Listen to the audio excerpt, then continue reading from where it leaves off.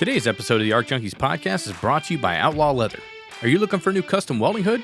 Contact my buddies over at Outlaw Leather. They can put any design on a hood that you want.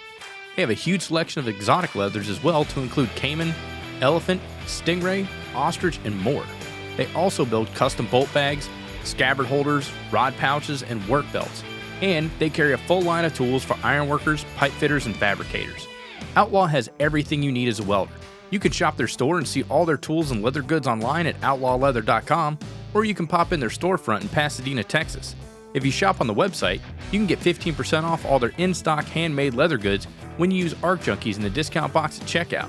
And if you visit the store in person, tell them the ARC Junkies sent you. We're also brought to you by Rockmount Research and Alloys. As welders and fabricators, we know that welding is just a small portion of what we do. The bulk of the things we have to do is fabricate and prep material for welding. So abrasives, bits, burrs, and blades are just as important, if not more important than our welding electrodes, and Rockmount makes them both. If you thought the rods and wires that Rockmount makes were impressive, you gotta check out their abrasives and metalworking consumables. Rockmount knows how tough our job as a welder is, and they make the tools that work just as hard as you do. Whether it's their grinding wheels, cut-off wheels, or polishing wheels, their laser-best drill bits, or their burr bits, they're built to last to get the job done. Stop messing around with cheap abrasives that don't last. Pay a little bit more and get the most out of every dollar that you're spending.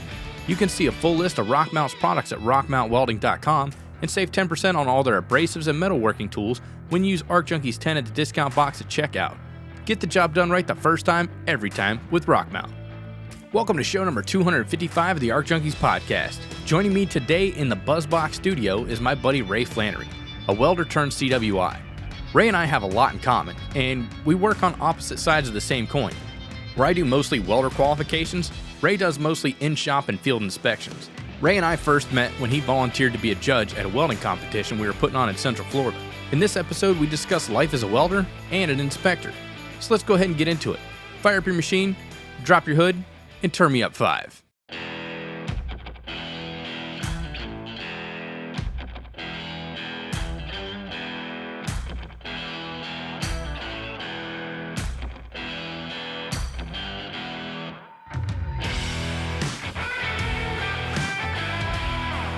You're listening to the ARC Junkies Podcast, helping you make every weld better than your last with each episode. And now your host, Jason Becker.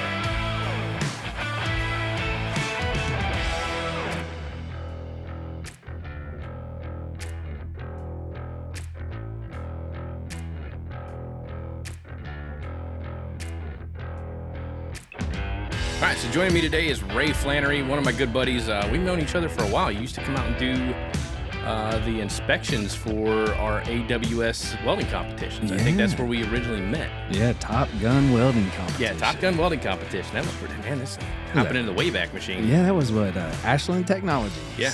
They kind of started that. 2016, I think.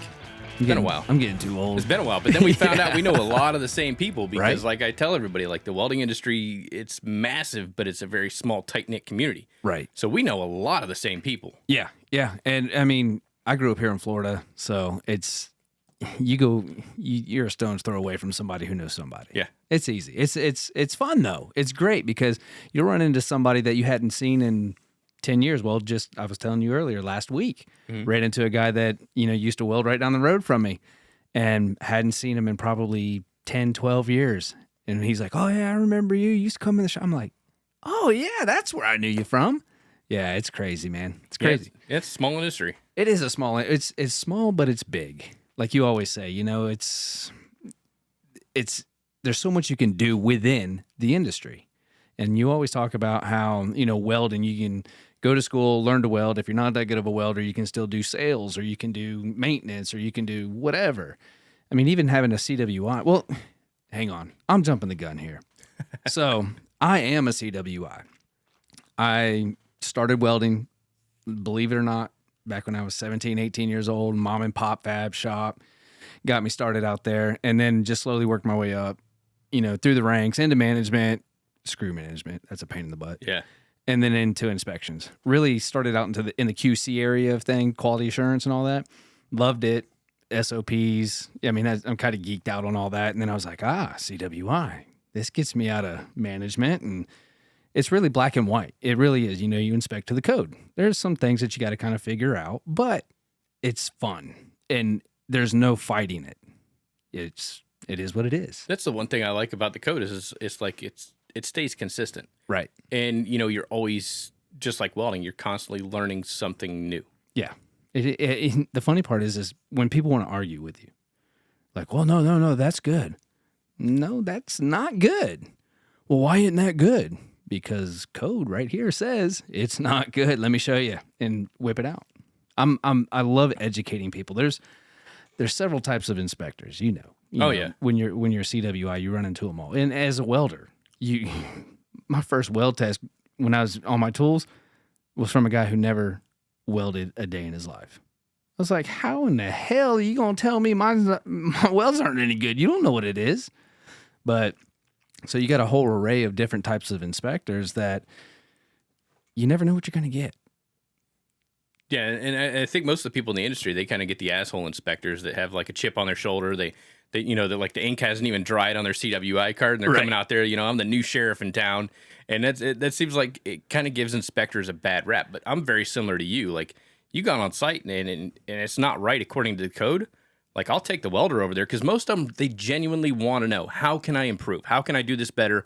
Why doesn't this fail? I've not gotten into a situation where I've had somebody come back and push back. Yeah. But you've been doing this a lot longer than I have. But, I'll show them and be like, hey, this is not right, and here's why. Here's the code book. Boom. This is a D11 code book. This is what you're supposed to be welding to, just in case. And most of them don't know. No. They know that they're supposed to be certified to D11, but they've never seen this code book. Right. So I'll open it up and say, okay, boom, boom, boom. Here's the section, and, here's what's required. Here's what's passable, what's not passable. Here's your essential variables, whatever the case may be, and educate them. Yeah. And a lot of inspectors they're apprehensive to educate people because they don't want to be held liable. Because if the individual then turns around and follows your instructions, they're like, well, this is what the inspector told me to do. Right. But if you're holding it to code, you're holding it to code. If you're holding it to code, period. It's going to be fine. That's it.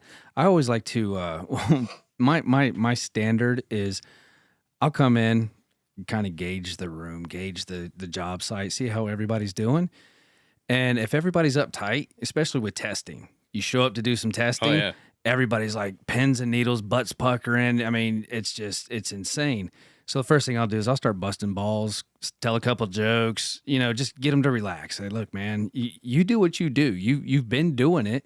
The only difference is I'm standing here. Don't sweat it, man. Yeah. I'm nobody. You know what you're doing. Just do it. Just do your thing. I'm just here to watch. That's all I'm doing. Get them to relax a little bit. If they're running their first pass and they're, you can tell they're just all tense and caught up. I'm like, dude, do you smoke? Oh yeah. Go have a cigarette. Go relax, man. Just take it easy, chill out. And then I'm the same way. I like to educate people. I like to show them, tell them, look, this is what it says. Here's an actual table that gives you a list. Print it up. You've got the D11 in the office. Tell them to scan that for you so you can read it. And then go buy a flashlight. Go buy a flashlight at Home Depot. Doesn't matter as you're buying something. They're all right there along the, right there by the cashier. Pick one up. Because you and I both know that most shops, the lighting sucks horrible everywhere. Yeah, it's no good. So go buy yourself a flashlight so you can see what you're doing. But yeah, that's me in a nutshell. I try to relax, try to make people relax. Just get them to just calm down. I'm nobody special. Yeah. I don't have X-ray vision. I don't have anything better than you have. Just relax. I'm just here.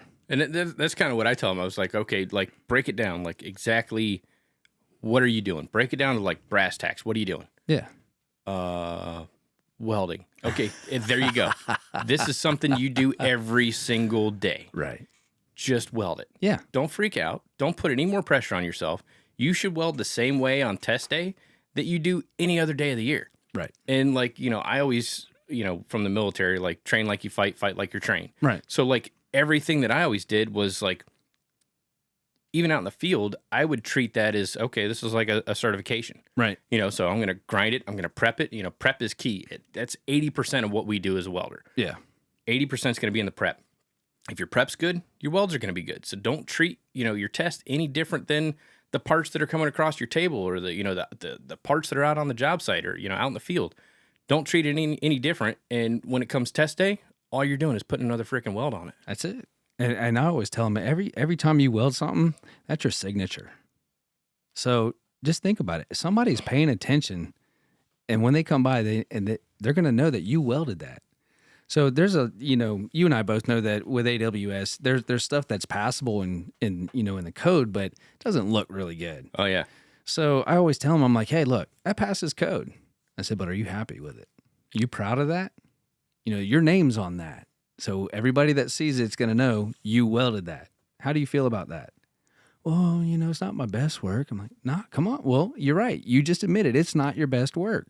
Put your best work in every single time. Mm-hmm. Like you were just saying. Yeah. Make every weld better than your last. There you go. Look at there, I gotta man. put that on a t-shirt. Look at there, man. Actually, they're available on artjunkies.com. Click on the merch tab. Old tagline jumping in there. I actually just got that logo tattooed. I'll have to show you after the podcast. But don't show me where you got that tattooed at, man. No, it's on my leg. It's on my okay. calf. All right. Whew, man. It's below the knee. Yeah, okay. You was making me nervous for a second. I mean, we've only had one drink. I mean, come on. Not even. We're halfway through it. Man.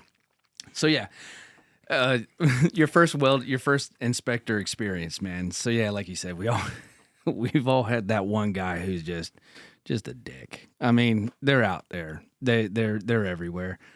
I was doing a job out on the coast, and I get called out for an inspection, and I show up, and you got to drive from the office out to the field, and I show up, and the welders are there, and they're like, "Oh man, good, whew, man." I'm like, "Why are you so happy?" "Oh man, well, I'm glad you're the inspector." I'm like, "Damn, am I being too easy on you? Why are you so happy to see me?" And they're like, "No, it's not that. It's not that. It's like when you reject my shit, I don't mind fixing it. But there's some guys that come out and they just want, oh, who the hell welded this? This is garbage. What is this for? Why do you know better than this? Blah, blah, blah, yada, yada." I'm like, you ain't got to be that way. Yeah, there's no reason to do that. I mean, just go out there, do your job. I like hanging out with people out in the field, especially the ones that are welding. Like, those are my people. I get along with them great. I don't cut them any slack. Right. But, they know what the expectations are. So when I show up, they're like, okay, he's here, he's cool, but he's still going to do his job. Bingo. And that's the key point, man. That's what I do as well. Is you and I are so much alike, man. I mean, when I had hair, it was red. Right. They used to call me the leprechaun because when I grew my beard, it was just beet red, just crazy red. So we're very similar in many ways. But yeah, I always make sure that the guys know, look, we're going to have fun while we're here. You got to have fun while you work. You got to enjoy what you're doing. But I'm going to hold you to code, period. No ifs, ands, or buts about it. That it's going to be to code when I'm done. I was just doing inspections today, and there's, they're welding these washers, these thick washers, and it calls out for a 5/16 fillet weld. I'm like, all right, cool. So there's a couple of them that are undersized, and I get there, and the foreman is like, oh man, blah blah blah blah blah. I'm like, no, it's not the code. You're allowed a certain amount undersized, but that is well exceeding that. It's no good. Oh, but they got to pour this and they got to do that. And I'm like, that's not my problem. That's the other part I love about being a CWI. Fixing it ain't my problem. That's not my problem. I don't have to. You're not adding any stress to my plate, pal. No, I'm not. Fix it before you pour it. Yep, that's it. Or it's going in the report. Yep, or you're going to chip it all out and pour it again. And that's all right. That's the best part about it is I'm not worried about the schedule. I'm not worried about the deadlines. I'm not worried about how it gets fixed other than the fact that it has to be fixed to code. That's all I'm worried about. The rest of it, it's not on my shoulders. Yeah. And I love that. I absolutely love that. Some people think it's more stressful. I find it much less stressful than, actually working. So wait, you just admitted as an inspector, you don't work. I don't physically work for sure. And even the stress levels are a lot less than managing. I mean, I'm a partner in a small company, but we are intentionally keeping it small. I mean, we could easily grow and expand, but with that comes the headaches, and then I'm back into management. Yeah. And I let my partner know we're both on the same page. I was like, I don't want to grow huge, Yeah, I don't need that headache. I don't need that responsibility. I don't need that additional time away from home. Exactly. I'm happy doing what I'm doing right now. That's like with everything that I have going on. Like I do the podcast, do weld certifications and consultations and stuff like that. So it's great because like I'll get a phone call and they're like, hey, can you come do this? No, I got something else going on that day. Or like, hey, can you get out here? Like, we need you now. Like, yeah, I can be that guy. Yep. And then like, you roll up in there and save the day. But like, I get to pick and choose what I want because I don't want to be, I'm not chasing the dollar anymore. Right. You know? Exactly. And for anybody out there looking to be a CWI or whatever, it doesn't start off that way. No. It's just like welding. You got to earn your keep. You've got to go through the trenches. You got to run the gamut. I mean, I'm 9 years now, so you're shortly behind me. I'm not that much further ahead of you. Yeah, I got shit. I think I picked mine up in 2017. Yeah, so that's what, 5 years? Yeah, 5 years. So yeah, I'm coming up on my 6-year renewal next year. Okay, yeah, I'm doing 9 year. Yeah. And by the way, thanks for the heads up on the WPQ. Oh yeah, no problem. It was. I mean, it was a no-brainer. I looked at it and I was like, it worked out perfect because like at the time we were getting ready to set up an accredited testing facility, and I knew that this credential was going to be a requirement going forward. So I was like, might as well get it. And then when I read the part that said, this satisfies the requirements of the 9-year recert, I was like, fuck, that's a no-brainer. Right? Like, I'm gonna jump on that. Oh yeah, dude, that was great, man. Because you again, man, dude, I'm starting to feel like I'm your shadow or something. But we both wanted to start kind of like our own little school, kind of training facility. Not so much a school really, but more like a training facility that to train people up. But with the testing of the WPQ1, that also just brought to mind that there's different areas in CWI work. Because like you do a majority of qualifying, welder qualifications. I actually do a majority of inspections. So you probably do as many inspections a year as I do welder quals a year. I was telling my buddy Brian Legalio right before we got on the show. I was like, because they have Florida West Coast is doing a one of their section meetings this evening, and it's broadcast via Zoom. Well, he's over on the West Coast. He's like, hey, are you going to jump on this meeting? And I was like, I'm not going to be able to make it. I got my buddy Ray Flannery coming in. And he's like, oh, who's that? I was explaining to him. I was like, we kind of work, we work on opposite sides of the same coin. Yeah. Like I do mostly welder certifications, qualifications, and then you do mostly field inspections. So like I test the welders to be able to do the work. And then after the fact, they go out in the field or in the shop and they perform the work, and you make sure that they're still up to snuff. Exactly. Yep. And one of the things there's a third part of that too, and I call them paper inspectors, where all they do is paperwork. So they'll work in a QAC or QAP program, quality assurance program. I just kind of doubled that up, but they'll work in a QA program and they'll do all the paperwork. They'll do all the setting everything up. They're not out doing inspections. They're not really doing welder qualifications. They're just kind of laying everything out. And I ran into a paper inspector, and it blew my mind because it was my first. This was 5-6 years ago, maybe even longer, maybe in 7 years. Time flies. Yeah, it does, especially as you get older. Time really flies. But yeah, so it was kind of my first interaction with what they call a paper inspector. So we're out on a job and you have to do physical inspections.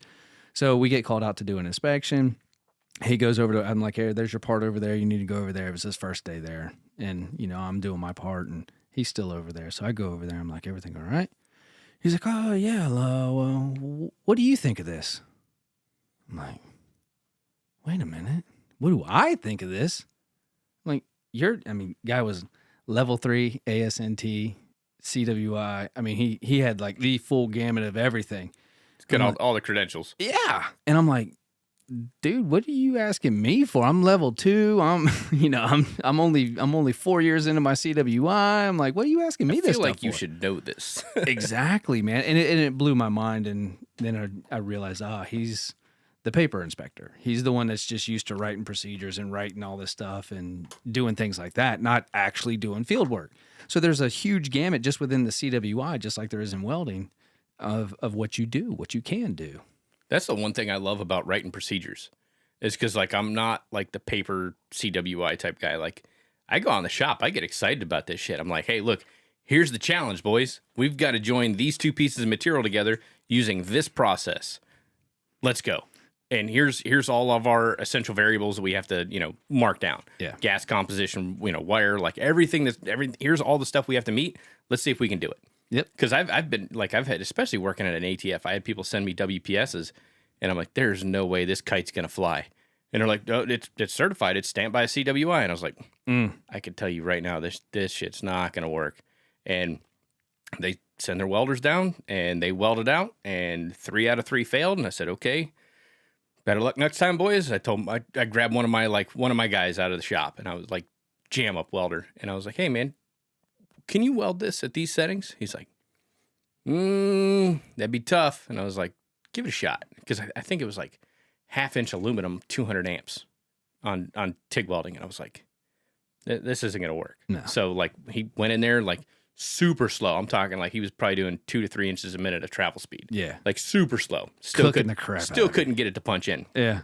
And I was like, yeah, we need to jack these amps up a little bit more. And like, but it looked good on paper. Oh, yeah. I ran into the same thing. One of our customers, hey, we need to qualify some of the guys to our WPSs. I'm like, all right. So I go over there and I'm looking at the WPSs and I'm like, this ain't right. This ain't going to work. Well, no, our previous CWI, he wrote the WPSs. We have everything here. I'm like, that's not going to work. I'm like, who's this guy here? And he's like, oh, he's one of our best welders. It was a cert, not a cert, but a qualification. And I was like, yeah, I know that we had there's the whole thing on the cert qualifications. Yeah, we're not bringing that up. No, you can go back and listen to that episode with Daryl Peterson with Weld Wednesdays. Right, yeah, exactly.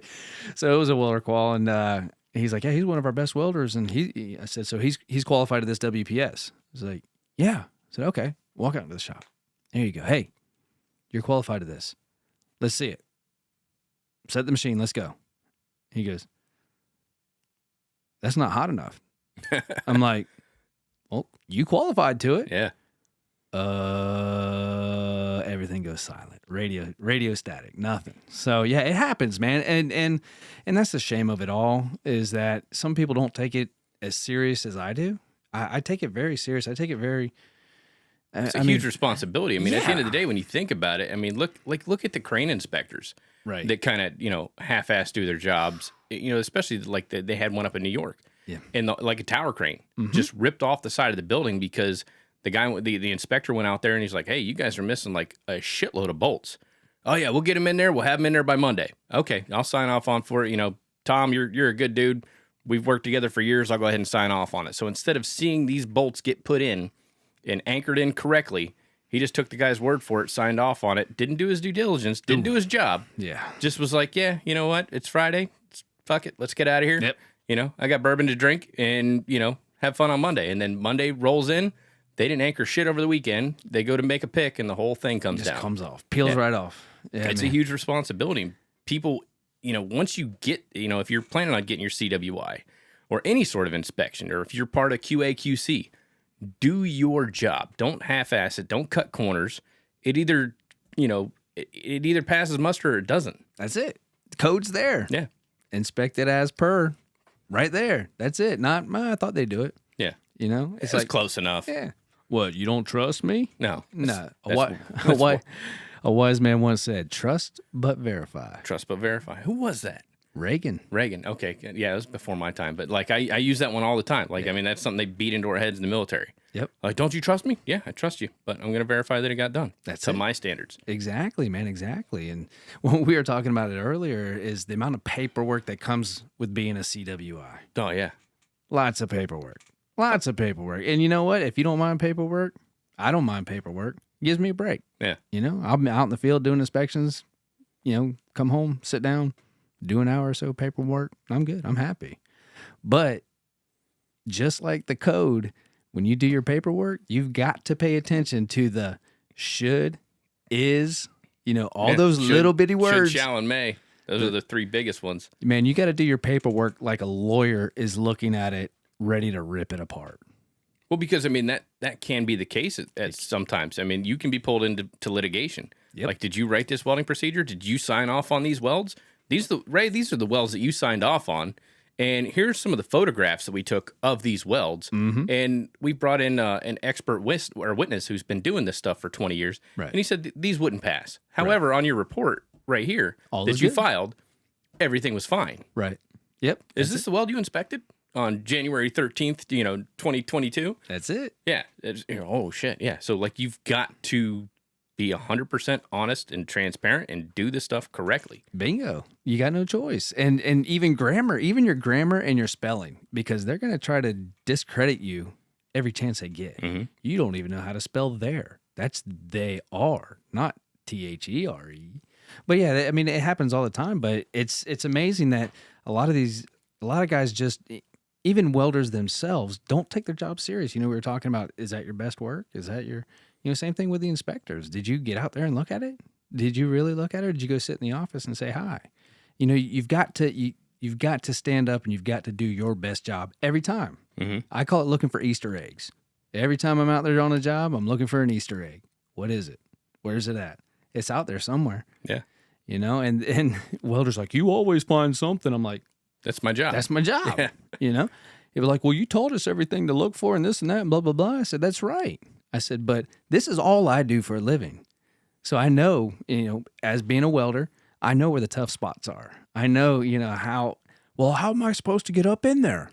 It's not my problem anymore. You can ask the engineer that question. That's I'm like, not my problem. Not my problem anymore. I mean, yeah, it sucks. I've worked on stuff that was A514 that has to stay heated while you're welding it. I think it was like 150 degrees. So this whole piece is 150 degrees and people are, wedged up into these little wedge areas and they're trying to weld on the top side to get a fillet weld in there, and I come in and it fails.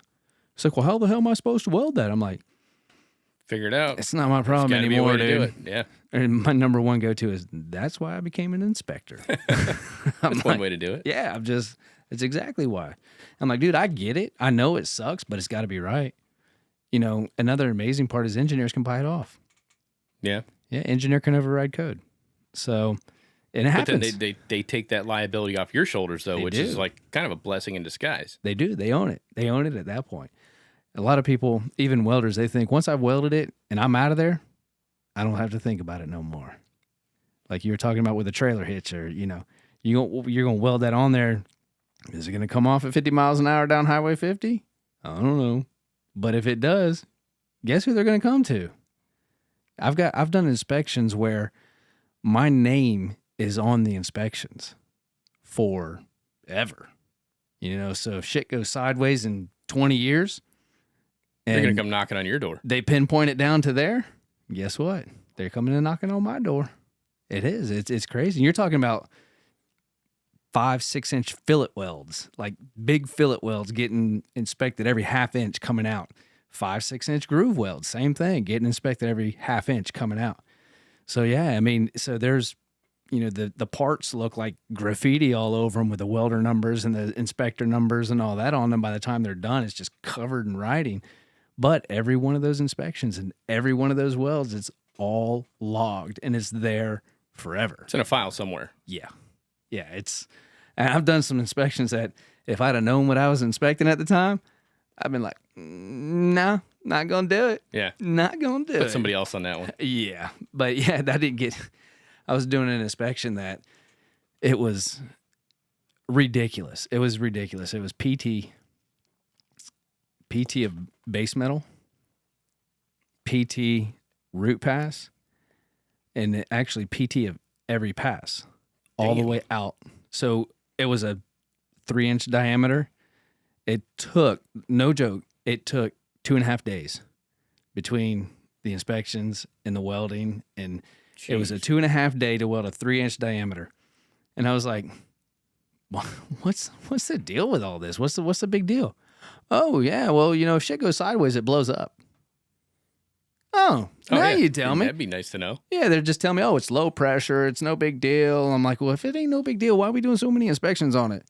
And then when it's done and everything's signed and stamped and prettied up, oh, yeah, if shit goes sideways, it blows up. Thanks. Yeah, appreciate that. Probably told me that in the safety brief. Mm-hmm. It's like a P91 pipe. Like, you can't even inspect that till 24 hours after the fact. Yeah. Because it's prone to cracking. Yep. Same with that A514. Same thing. You got to, keep it hot the whole time. Then when you're done, you got to bake it. And then you got to bring it down. I think it's like 10 degrees every hour. And then you do an inspection. Then you got to wait 24 hours. And do it another again. inspection. Yeah. It's There's a lot of crazy stuff out there that people don't realize. Like I was talking to my buddy Scott Wachowski, and they do a lot of crazy shit in his shop. He runs Republic Testing there in Houston, Texas. And like he was telling me about this. I can't remember the alloy that they were working on, but I want to say like the inner pass temperature had to be maintained at 450 degrees. Whoa! And as they're doing their welding, like they'd weld a pass, they'd have to go in and do like a high temp dye pen test as they're going. And I'm like, how the hell are you spraying like this stuff on there? It bakes right off. But there's like high temp versions of I've never done still. it. Wow. But still, like you're spraying this shit off and it's drying so fast and spitting and sputtering because you've got to maintain this inner pass temperature, but you still have to do all these different inspections with it. And then again, once the whole thing's completed, you've got to, bake it at a certain temperature, and then you've got to wrap it up in K-wool, and, you got your thermal couplers on there, and you have to bring it down a certain amount of, degrees per hour. Yeah. And then once all that's done, you do another inspection, and then 24 hours later, you do another inspection. Yeah. And this is just to qualify a test, let alone, like, do the work. What the welder's going to have to do once they get out in the field, and the inspector's going to have to be right there in his back pocket. The whole time. Like, hey, bud, I just got this weld done. Go ahead, fire up your spray cans. And it was in a limited access area, so they actually built like this little box to test in. Because they essentially set up a simulator, because anybody can do it. If it's sitting there on my workbench and it's all put it in 2G or 2F, like, oh yeah, I can do that all day. Yeah. Okay, well when you actually go to make this weld, you're gonna have 6 inches of clearance. Yeah. So we're gonna set you up this little simulator because if you can pass it here, you'll be able to actually do the work. Right, and a 1/2-inch pipe jabbing in your side while you're doing it. Yeah. Yeah, it always happens, man. Yeah, it's crazy though, man. High temp high temp PT. Yeah, because I was taking the class over there with Daryl Peterson, and because I went for my mag particle and dye pen class and stuff like that, so I still got to get all my hours in. Yeah, but I passed all the book work and all that stuff. But we were talking about it, and I was kind of telling him, he's like, "Oh yeah, there's like really high temp dye pen stuff that you can use for that." And I was like, "Wow, man, that's crazy." Yeah, I know visual, and I know the ultraviolet. Mm-hmm. I ain't never heard of the high temp stuff. I don't want to do that. No, I don't want to. That's too damn hot. I remember doing mag, and I was telling you those 6-inch fillet welds and 6-inch groove welds and stuff. Well, you're magging on something that's 18 inches inside, so you've got a torch jacket on, with gauntlet gloves because everything's already to temp, hot, and it's got to stay to temp. If you did, man, you get just like the welders getting burnt. But it's like, man, I'm so thankful that I don't have to sit there and weld that all day. Yeah, 12 hours. They 12 hours nonstop. A 6-inch fillet weld, you're talking 2-3 days, just nonstop going and going and going. Because that's crazy. Every 1/2 inch out. Yeah. And the further out you get, the more weld that is. Well, that was the same stuff, like, because you do a lot of inspection in theme parks. Ah, yeah. And I've worked in some theme parks, and like some of the stuff that we had to do going out there, okay, like the inspector, we did one, I can't give too many details away, but we did one job where the inspector actually had to visibly watch you put the root in. Wow. So like when the welder went to go strike up and put the root in, the inspector was right there with a hood. All right, cover, flip, boom. Here we go, strike, boys. Here we go. They'd weld it out, chip it, wire brush it clean. They'd do their inspection, say, okay, go ahead and fill it up. And the thing was, on the root, they would not allow a start and stop. So if your rod got stuck or you ran out of rod or whatever the case may be, grind it. You grind the whole thing out. Hey, bud, call me when you got it prepped up again. I'm going to go check this guy's root out. No, God, that would suck so bad. Yeah, I actually started, even my whole life has been in Florida, which is theme parks in general. So other than my first job at the mom and pop fab shop, everything I've done has been theme park wise. I've got to travel all over the place, man. Back before I was married and before I had kids, you actually mentioned it. When you're young and you're out of school, go travel, man. You use the job to travel, but save your money. I've seen it many, many times. You go out there to travel, you make all that money, and you just piss it away.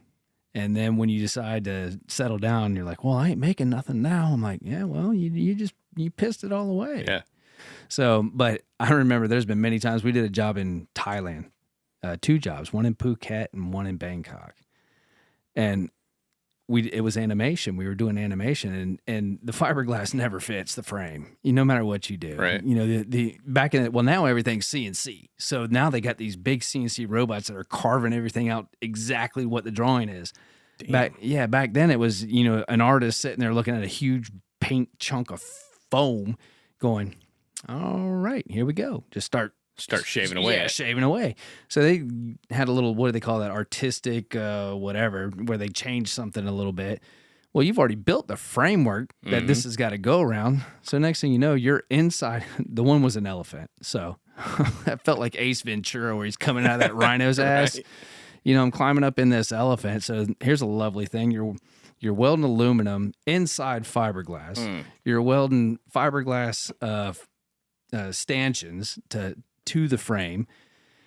Yeah, not a pleasant thing. And of course, that was back before PPE and all that good stuff, before the O2 armor and all of the people that sponsor this show. I mean, back then, it was, even your boy on your last podcast, yeah, quit being a pussy, get in there and do it, and we did it. Yeah. I mean, that's all we knew. Yeah, smoking fiberglass, fumes from the welding, just everything.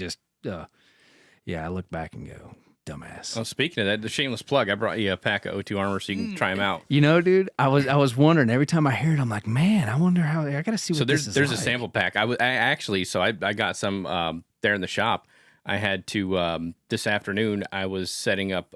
So like right outside the studio, I'm building like a little blacksmith workshop. Yeah. And I've got like this massive chunk of oak that I'm going to mount my anvil to. Nice. So I threw those in. I threw in a set of O2 armor to, like cut it down level with the chainsaw. And then I was hitting it with the sander and all that stuff just to block all that shit from breathing it in. Because I grew up the same way you did. Like you're out in the shop, like just deal with it. You're working with galvanized, drink milk, like it wasn't until I started working at some of these things. Actually, it wasn't until I joined the union that they were like, hey, no, dumbass.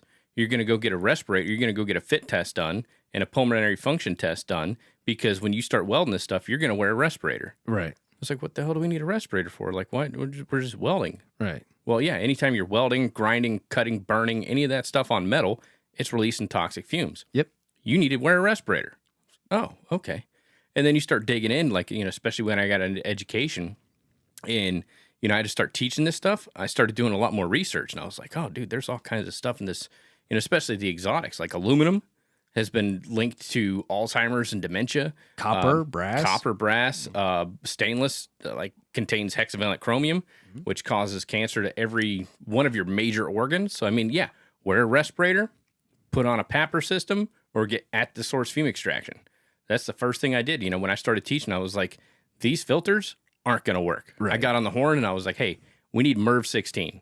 And then make sure the students understand, hey, you need to have these vents, within 18 to 20 inches of where you're welding to suck up all this particulate matter. Right. I was telling Ryan Neerop on the last podcast, we were talking about the smoke eater, and I took a clear mason jar and just scooped up, some sediment, because I had to go back there and change out all this stuff anyway. So we would actually collect the sediment, and then we have a hazmat team that would come out and pick up the material.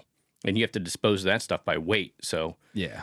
That gets expensive. Luckily, I wasn't footing the bill for that. But, just to be able to pass that around the classroom and say, hey, look, what do you think this is? And they're like, oh, it's grinding dust. Oh, it's dirt. And I was like, that's weld fumes. Mm-hmm. What? Yeah, that's what you're breathing in when you don't put that, ventilation next to where you're at. It's what's caking on the inside of your lungs. Exactly. Yeah, and even if you're not welding anymore, but mag particle testing. Yeah. If you've done any mag particle testing, you've mag particle tested overhead. Guess where all that shit's going, man? Yeah. It's going right down on you. Right back in you. And you're like, oh, well, it's heavy. And it's... No, that shit ain't. You watch that stuff float around all day long half the time. I mean, especially if you're doing it in the dark and you got a headlamp and all that. You can see everywhere. Oh, you can just see it. It's just everywhere, man. So, yeah, dude, thanks, man. I started wearing those when I go out and do inspections just because I'm in somebody else's shop. Not everybody has the best ventilation, right. So I'll pop those in. I mean, like I got them in my inspection bag. I'll take them in there because they're grinding, they're cutting, they're welding, they're all that. And I got sinus issues anyway, so I'll just it's better than nothing. I'll throw those in because I'm not going to walk around with a respirator all day while I'm doing weld inspections. It's just, and with the beard, it's just not going to work. Yeah, so you keep these right next to the earplugs. Yeah. So where can you get these O2 armors at? Because I hear you talk about them, but I've never go to their website, o2armor.com. Oh, okay. Shameless plug. No, shameless. Use Arc Junkies 10 at checkout and get 10% off. There you go, man. That's what it's all about. I like that. I'm going to give these a shot for sure. Because like I said, I've always heard you talk about them. I'm like, man, where do I get those things at? Yeah, So, at first I thought it was like snake water or snake oil. I was like, these things are bullshit. And I started trying them out and I was like, you know what? They actually fucking work. these things work. Oh, yeah. It's better than the black boogers. That's for sure, man. Yeah. Without a doubt. And it don't, even when you're outside. So like current project, we're outside and still doing weld inspections. So you're still within 2-3 feet of the welder. Whenever that wind kicks your way, guess what you're doing? You're sucking Huffing it all in. that shit Yeah, in. you're sucking it all in. There's one job that I do that I have to grind the paint off. I have to grind the paint off so that I can get to the welds. That's where these are getting used. Why are you having to do the grinding? Because the customer doesn't trust their employees. Oh, okay. Well, there's that. Yeah, so we told them, we're like, you're paying a hell of a lot more for this inspection. Why don't you just have your guys grind it? Yeah, we don't trust them with a wire wheel on a 4.5-inch wire wheel on a grinder. There's a lot of truth to that statement. There I is. a couple stories. So I worked with a guy, and I was like, we called him Walleye because he had one eye that would look at you, the other one always looked at the wall. Nice guy. Who are you talking to? Yeah, I was like, look at me when I'm talking to you. So like, I'm telling, we're setting these big aluminum internal valley gutters up, and I was like, hey, I just need you to take the wire wheel and just clean up the edges here, before I go to weld them out. This is before I knew that you shouldn't clean aluminum with a wire wheel, right? In case, whatever. That's all right. You We're all live learning. and you learn. Yeah. As So long he- as you live. Yeah, so he's back there with the wire wheel, and I was like, this is the direction. This is the good side of the wheel. This is the bad side of the wheel. Keep the guard on here. We're going to rotate the guard this way because this is the only side of the wheel that you should be using. Don't go, this way. Don't move it that way. Just come right along the edge. One quick swipe, and then you're good. Flip it over. Hit it the other way. Always on this side of the wheel. So I'm over there welding, squirt gun. And all of a sudden I hear, pow. I was like, what the fuck? Okay, that's weird. I flip my hood back down. I go back to welding. Pow.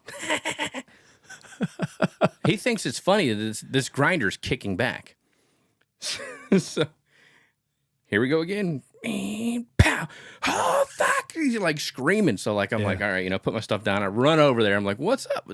He's got track marks all up his entire arm. Oh, boy. And his shirt is the sleeve Bound of his up. shirt is just tied up, and the grinder still. It can't go any further because Right. it's got so much freaking Fruit of the Loom wrapped up in it. It's just not moving.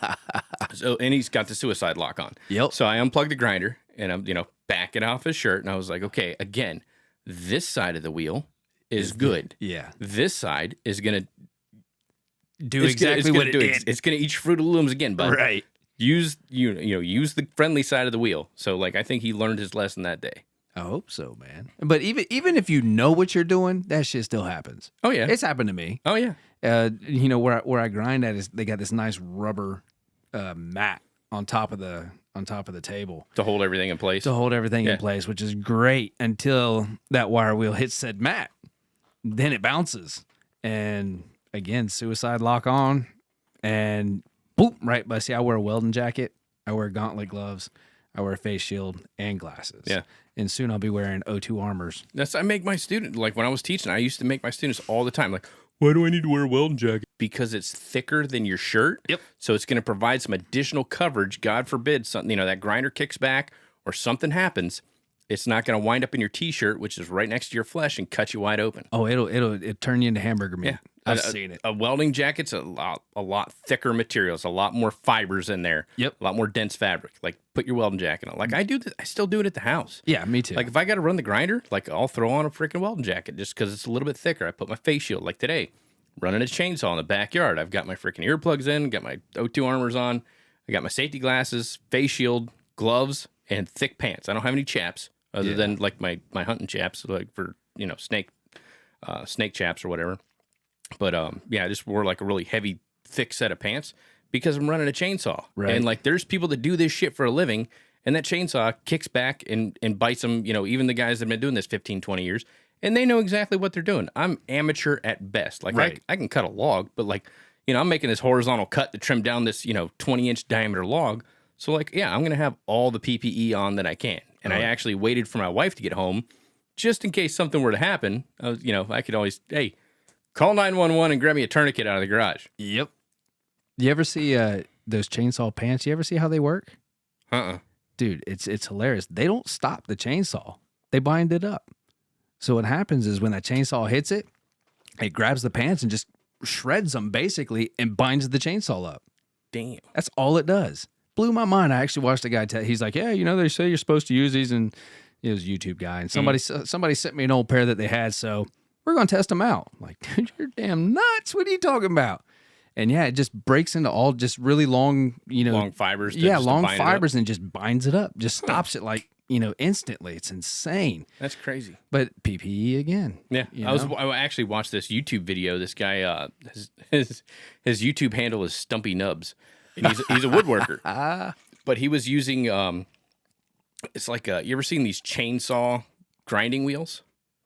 Yes. Okay, so he's using that because apparently it removes. He was doing like a canoe or something. He had to create like a deep groove in this item, and he was had all his PPE on and the gloves and everything, and he was trying to like grind this piece out, and all of a sudden the non-friendly side of the grinder hit a piece of that wood and kicked it back, and he had the handle on the grinder and everything, had his hands exactly where it's supposed to be, but it kicked that grinder in such a way that it just turned his hand and, just jacked it up bad. And he's got graphic video and images and everything because, he caught the whole thing on film. Wow. And then he did, here's after the emergency room and, here's what it looks like now. And, yeah, go check that out. Crazy, man. Yeah. Crazy. And a cutoff wheel, I would say, is even far worse than that. Yeah, because it's, I didn't see that. So, but I have seen cutoff wheel incidents. They get nasty quick. Oh, man.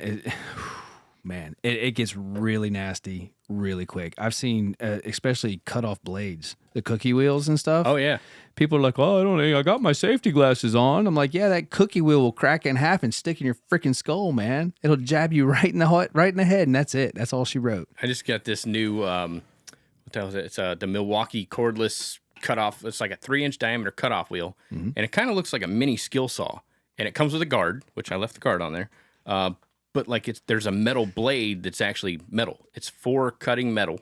Okay, but it's a metal blade. Yeah. So I'm kind of apprehensive to use this thing. I've used one. But I've seen them. They do great work, but you got to be very careful with it. Yeah, you do. Because it's very similar to a cutoff wheel, but now it's steel. So instead of busting into a million pieces, it's going to kick back and stay whole and cut whatever's in its way. For all of y'all out there that don't know, let the wheel do its job. Yeah. Don't go jabbing and shoving and slamming. Let it cut. Let it do its job. It's made to do it. It will do it.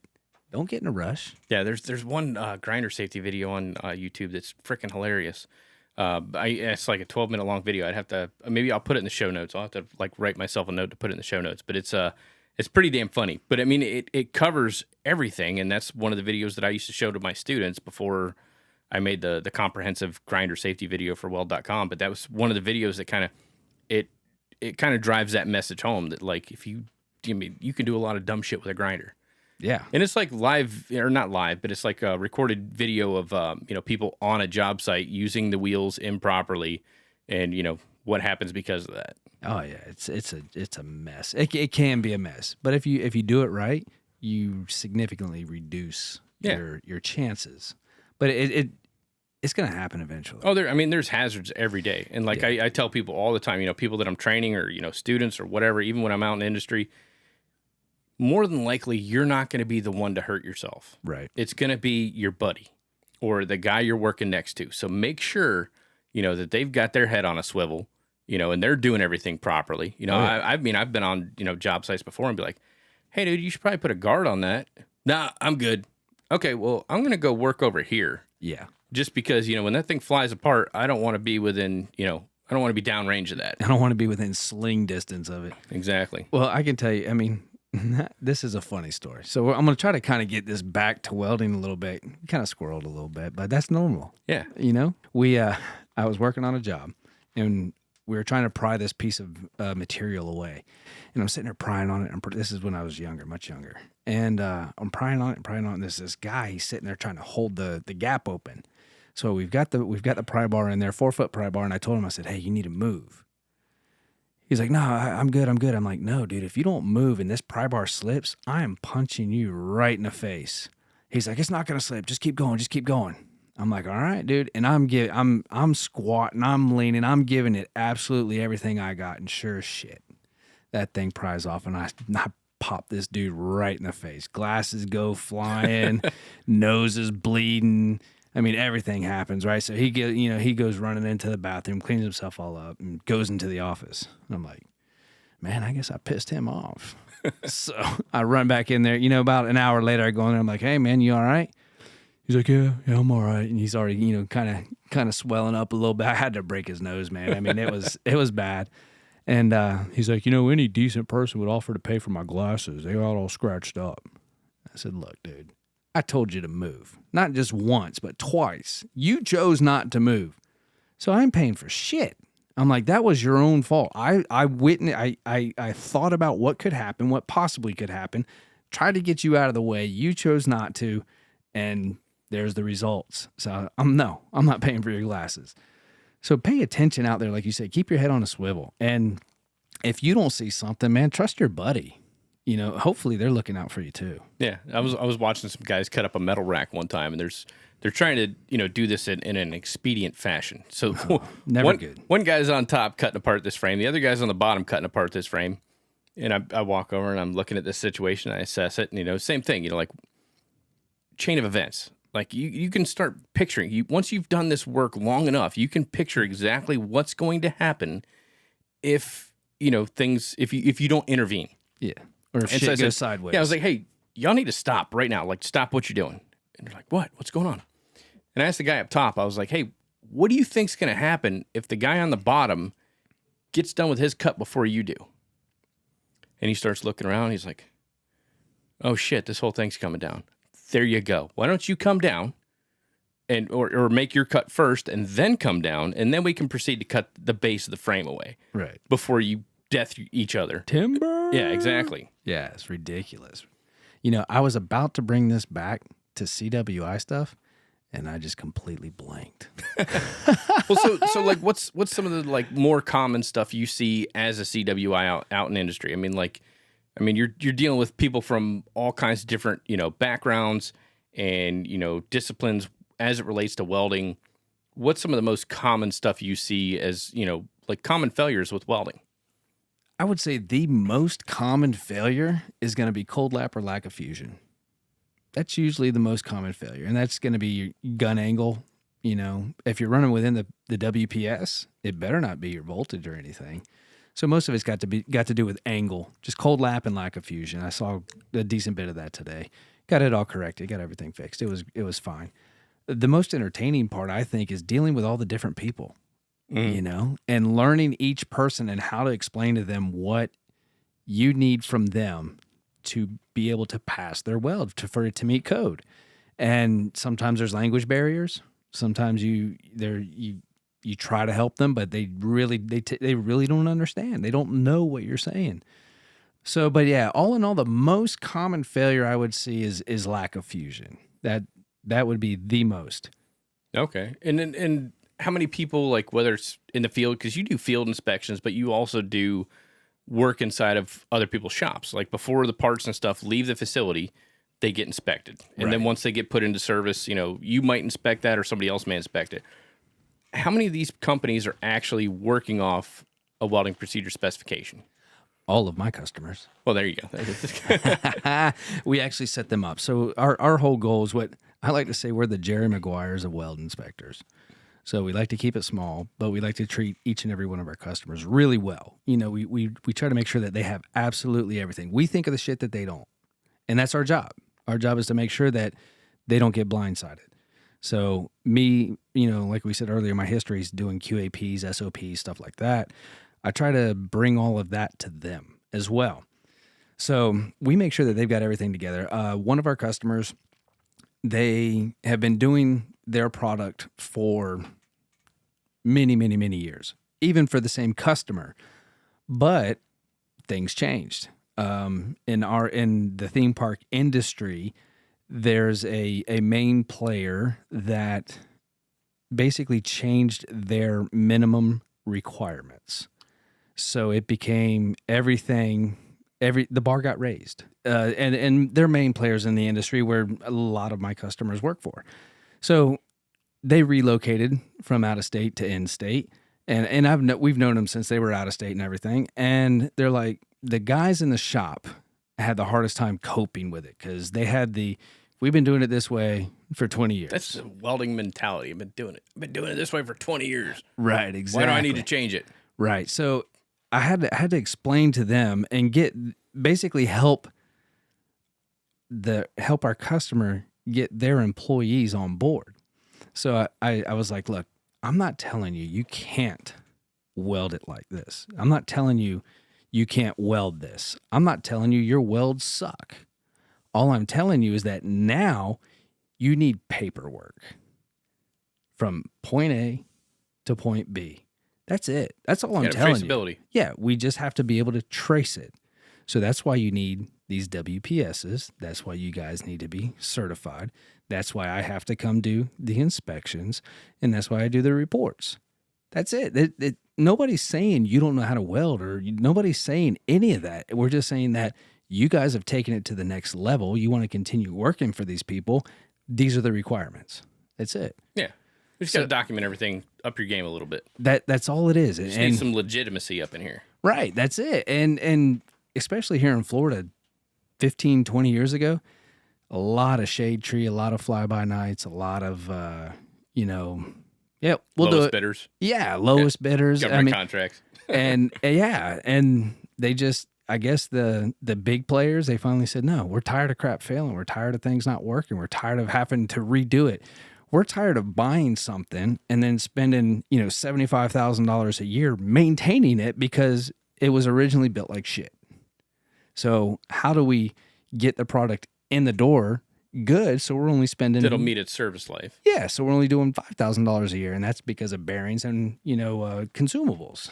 So that was a big challenge. That was, it's about 8 years ago, 8 years ago is when the big change really happened here in Florida. And I loved it. I was like, it's about time because I did some of that shady ass welding when, when I was on my tools, I had an aluminum cert, I had a 6G pipe cert, and that was it. But I was welding everything in between. So I was actually kind of thrilled to see them step up the game. That means more work for me. So I don't think there's a welder out there that, at the end of the day, they don't have a thought in the back of their head like, what if that failed? Like, what if that weld wasn't good enough? What if I didn't do it right? I don't know, man. When I was young and dumb, I didn't give a shit. I mean, seriously, I never ever thought about the liability aspect of it until I got into QAP. Exactly. But I mean, once you start learning this stuff, you're like, oh shit, like there's a lot of variables. There's a lot of things that could make this stuff go wrong. Cause like a catastrophic failure happens at the speed of sound. Yeah. And it could be something that it's just under stress from years ago. Yeah. Okay. You had, you didn't weld with the appropriate electrode. You didn't, bake out the hydrogen. You welded with, rods that were, had moisture in them and things like that. At the end of the day, you're like, oh shit, like if that thing fails, like I was the one that welded that. Yeah. And you don't take that into consideration. Like while you're out there doing the work, you're just out there doing the work and the boss man's riding your ass. Like, hey, like case in point, like I did this job and I welded up 250 pounds of 7018 electrodes in 5 days. So that's what can of rods a day. That's a lot of burning. It's a lot of burning. Yeah. And like, I mean, that's all I did, day in and day out. I was like working 12, 14-hour days. That's all I did every single day. I would literally just take a can of rods up with me in the man lift and just go from point to point and just weld shit out all day long. And the boss man's like, hey, what the hell's taking so long? And I'm like, dude, I can't get these rods to burn any faster. Like, I mean, I could crank up the amps, but it's going to be a shit weld at the end of the day and it's not going to pass inspection. Right. So I mean, you think about it and it's like, you do all this work. Is it going to hold? Is it going to last? Yeah, my name's on that. Yeah, my name's on that. Yeah, back then, I never thought about that. But that's what I love about the school. So when I did school, my senior year in high school, I was working a full-time job at a fab shop. and I wanted to make more money. So they're like, hey, get your welding cert. So I went to the local Votech school, did it at night, because I worked during the day. So, went to school, worked, and then did it. It's a long story. I only had one class my senior year. So people's like, oh, what the hell? We've all got that guy that, when you add up all his work experience, he's got 120 years of work experience in 5 years. Overtime. Yeah. I'm not trying to be that guy, but my senior year in high school, I only had one class. That was it. So I worked a full-time job. They called it DCT, Diversified Cooperative Training. So went to school for one class, went to work all day long. They're like, oh, get certified welding. So I went to the local Votech, did it at night. Loved the instructor. The instructor was awesome. This guy, his name was Daryl. You remember him? That was my welding instructor. No shit. Yeah. Really? Oh yeah, dude, hell of a welding instructor. Great dude. When you had him, was his big hang up still leaving a rod in the stinger? Yeah. Oh, dude, he smacked the shit out of me. The funny thing is that was like my big hang up with my students. So much so that I literally walked out to the shop and put an electrode in the stinger and set it up on the table and took a picture of it and put, like the machine was off, obviously. Yeah. Took a picture of it and put it in the first day safety PowerPoint. Yeah. Like that just irks the shit out of me. Now I know where it came from. It was embedded in you. Yeah. Dude, that was his biggest hang up. And one time, I was running 70-18, running it uphill. I got my root in. I just hung my stinger over the hook, right? Rod's still in it. Daryl was walking by and I'm like, hey, come check this out. And he walks in and first thing he does is smack the shit out of me right up the back of the head. Pow! I'm like, what the hell was that? He's like, get that damn rod out of that stinger. I'm like, oh shit, he ain't playing. Yeah. That was the only time I did it. He never hit us. I mean, it was a different era when I went through school. Yeah, dude, it was that was the only time I did it. Yeah. Once. That was it. I'm like, but see, I think that's kind of what they need in like today's society. It's like, just boom, like just pay attention. Reality check. Yeah. Like my mom used to call it an attitude adjustment. Right. And like she would exactly. just grab whatever was close. Oh yeah. You never knew what you were getting hit with. The whole thing was very is that creative. And I explain this to my kids, if you do something really stupid, that pain lasts a long time. You touch the stove, you get hit by a car or some shit like that. That pain lasts a long time. If you get spanked on the butt or smacked in the back of the head like Daryl did, that's a very minute little bit of pain, and it gets the point across. Mm-hmm. So you don't end up burning the damn weld shop down. And that was his big thing. He had, I guess it happened under his watch. Somebody left the rod in the stinger, sat there, arced out, heated up, caught the curtains on fire. I mean, just went south real quick. Yeah. But back then, we didn't have the class. It was really just get out there and weld. Yeah, get out there and weld is all it was. So when you left there, you really didn't know a whole lot. So when I first became a CWI, I made a point to try to go to the local Votech schools and tell the instructors what's happening out in the real world. What are these, Here's the things we're seeing in industry. Yeah, you did a hell of a job. That's why I was so willing to help you out with a Top Gun challenge and all that stuff, because I could tell you really cared and you really wanted to improve things. So, but there's a lot of instructors out there that just don't go out and look. They make some phone calls. Hey, you hire stay in an office and yeah. So I would make it a point to go to the schools and say, look, this is what people are looking for. Not just welding. They got to be able to read a print. They got to be, this and that. So I mean that was kind of my passion, and then meeting up with you, and I wish that every school had more, and I don't know what the vocational schools are like nowadays, really. I mean, there is more classroom work, I know, even in the Votech schools, but I still think it's kind of minimalistic. Yeah, but I mean, how much of that stuff's actually getting taught versus like, hey, go home, watch this video, and answer these questions? Like, how much of it's actually being taught and conveyed? Like, I know as well as you do, welders learn by putting their hands on shit. We're kinesthetic learners. I need to put my hands on this thing in order to wrap my mind around it and understand what's actually happening. And so, like, everything that I always did in class, it was like, okay, here's the theory part. Let's go out in the lab and let me show you how and why this works. Yeah, I love that. Okay, here's short circuit MIG. We're going to grab some 3/8 plate. It's prone to lack of fusion. Let's weld it up. Same thing with my buddies, Nate Bowman and Rush Kane came down here and did. They did a whole demo on that. And then they did it with flux core also, because you're going to trap slag and flux core gas shielded in the 2F position. Yep. You go vertical, problem's gone, but you run it in a horizontal for some reason. you're going to get a slag line.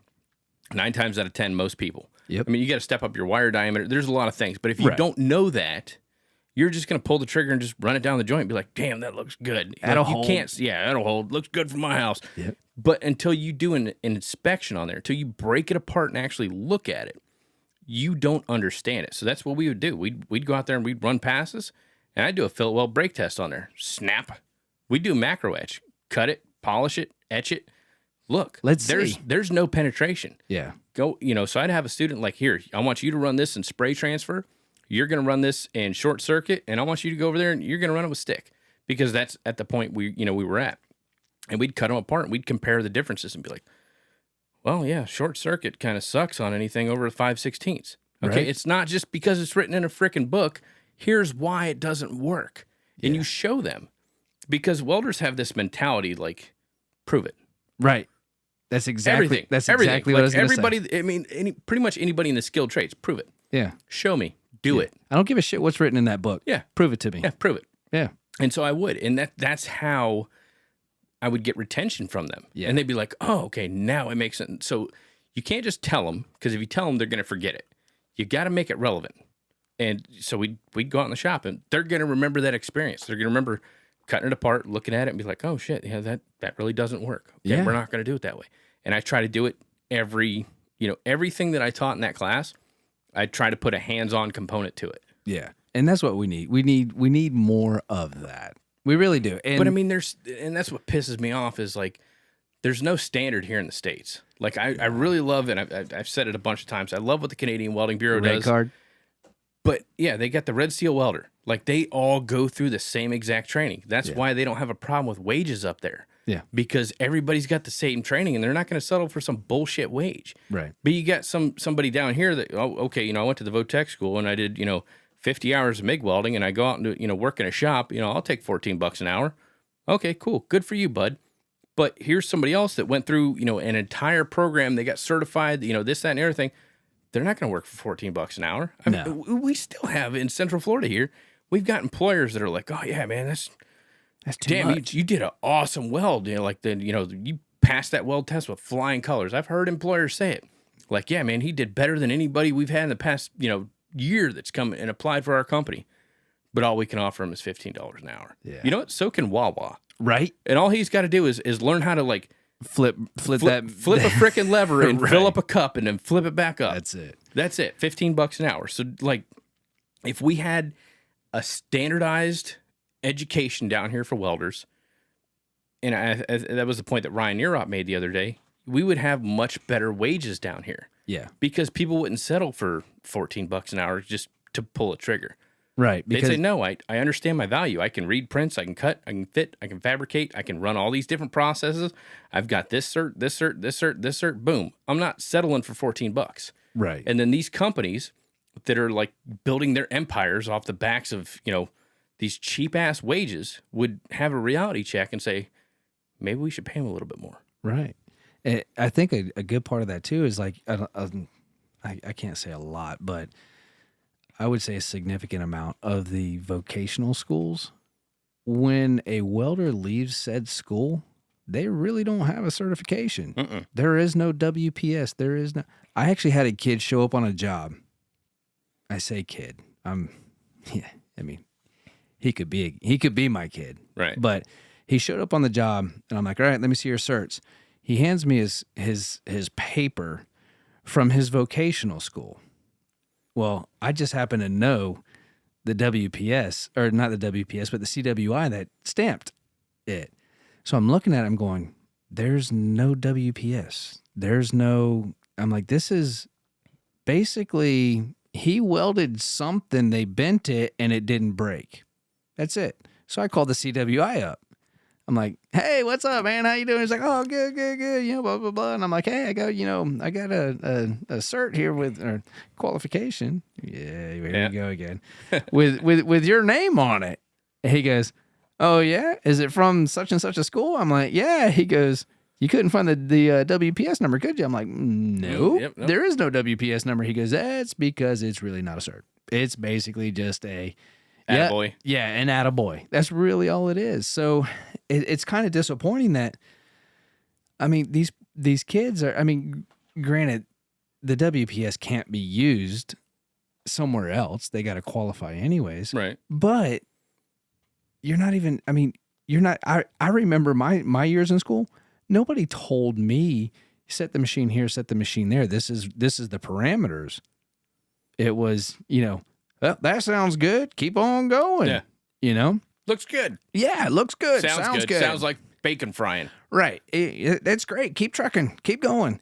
And I realize now how much I've missed out on, and I can geek out on shit. Like I love metallurgy. I love the whole, what happens to stainless steel when you heat it up.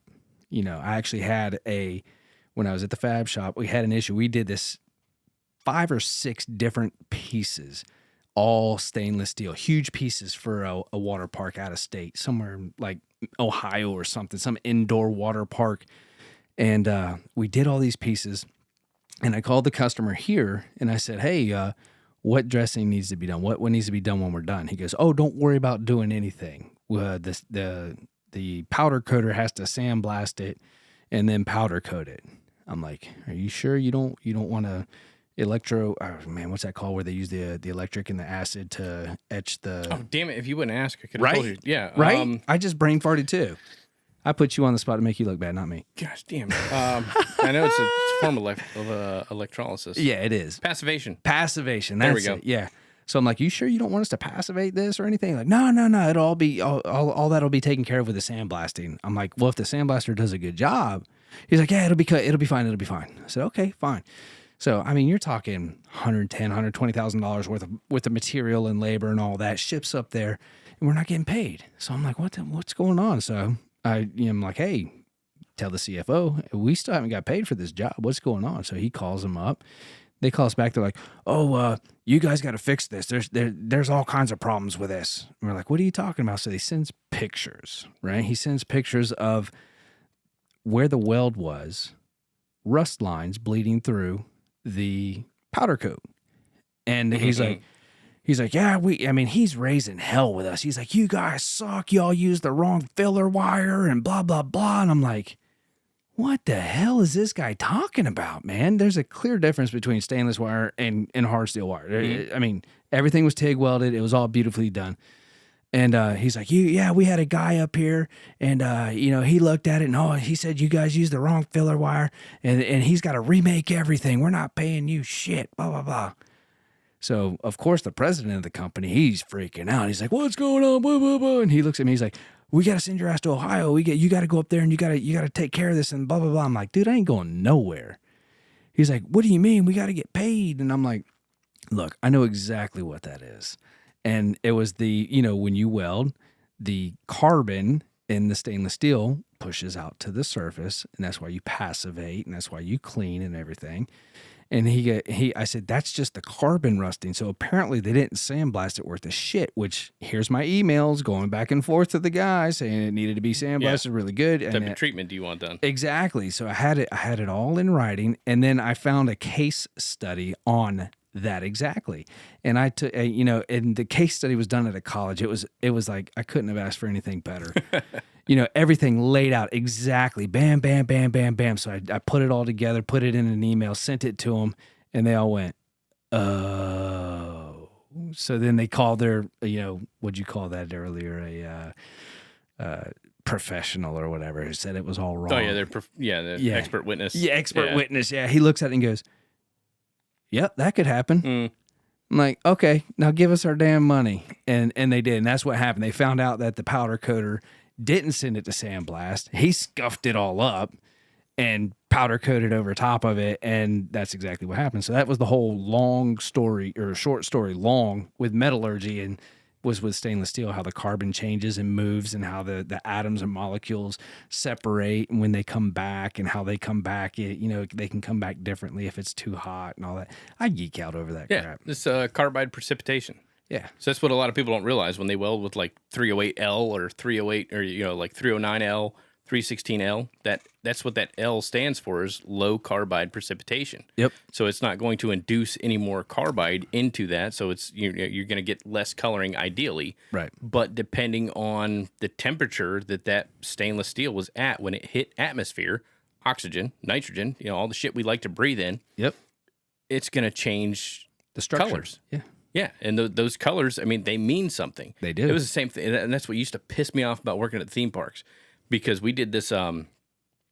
We did miles and miles of brushed stainless steel handrail. Yeah, and I laid down like the most beautiful fucking rainbows. Clean it on this stuff, like blues and purples and pinks, and I was like, oh, this looks great. This is exactly what I'm looking for. And they're like, take a wire brush and clean it off. Yep. While it's hot. Yep. Because if you let it cool, it's a lot more it labor-intensive freaking process. But and we didn't have any passivation equipment. Like, there's wire brush while it's hot, or like, right, you're gonna end up buffing the shit out of it later on. Yep. But they were like, clean all the coloring off, and I'm like, damn it, dude, like these. And I never understood it until I got into education, and then I started doing more research because I didn't want to look like a dumbass in front of students. Yep. And that's where I started learning more about welding. Metallurgy is something that really fascinates me. I just got to find somebody that can like dumb it down for me. Yeah. I get it. There's like crystalline structures, and there's phase changes, and at certain temps.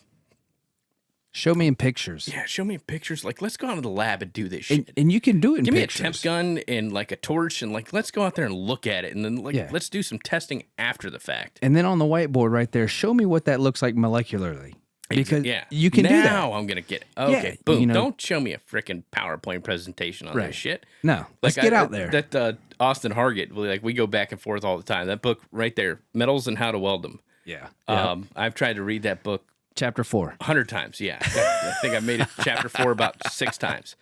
Like, if you literally grab that book, I think that's the one. It's probably got a paperclip on chapter 4. Right there, chapter 4. Yeah, I can't get past that one. It's drier than a popcorn fart trying to read that freaking book. Somebody's got to make like a like an animated video or something on that. Right. It's a hard read. Pictures. Yeah, if you're an engineer, I mean, it's a great freaking book for you to read. As a welder, it's a great book for you to read. But like, most welders are dyslexic. Yeah. And like, I've got the attention span of a freaking goldfish. Oh yeah. So like, I put some animated pictures in there, or color or something. Yeah. See, I don't know about you. I think you've talked about it. ADD. Yeah. Yeah, like studying for the exam, studying for the CWI exam. Yeah. I told my wife, I'm like, hey, I'm gonna go in the room and I'm gonna study. I'm like, she's like, okay. So she walks into the room. I've got the TV on. I've got my phone streaming something. I'm tapping my pen and I'm reading out loud to myself. My wife walks in and she goes, what the hell are you doing? I was like, I'm studying. Don't interrupt me. What the fuck? Yeah. She's like, you're studying? I said, yeah. She's like, you got the TV on. You got your phone streaming. You're what? How the hell are you studying? I'm like, babe, this is what I got to do. The TV's blocking one side of my brain. The phone stream is blocking another side of my brain. I have to read it out loud because I got to hear that shit. So, I mean, that's literally how I studied for the CWI. Yeah. With all that shit going on, because I can't just sit. If I just sit there and read, I'll read the same paragraph 5-6 times. And it just what was that? It's like you never read it at all. Yeah. What was that? What was that again? What was that again? Or I'll get 2 paragraphs down and go, oh shit, what was that first paragraph again? And it took me well into my, adult years to figure that there was no ADD, ADHD. There was none of that shit when we were kids. No, it was a smack in the back of the head, like, focus. Right. Exactly. Pay attention. It wasn't until my adult years that I realized, okay, I got this now. This is how I do it. This occupies this part of my brain. This occupies that part of my brain. And then I got to visually and audibly hear the whole thing to retain it. And it worked. Every freaking math class. And even when I sat down and studied for my CWI, I've got like, I'll grab my phone. I'll pull up the Spotify playlist. Back in the day, it was Pandora? Yeah, Pandora. Yeah. It was Pandora originally. Yeah. Then I switched over to Spotify. So it's kind of like the adult version of streaming music. That's high tech redneck right there. Yeah. So like I'll pull up Spotify and I'll do This Will Destroy You Radio. Yeah. And it's if there's lyrics, I'm done. Like I can't focus. No, but if it's just melody, especially something that's constantly changing back and forth, it's not the same loop. Yeah. That will allow me to engage with what I'm reading. So it's like that light behind you. Yeah. That's helping me out.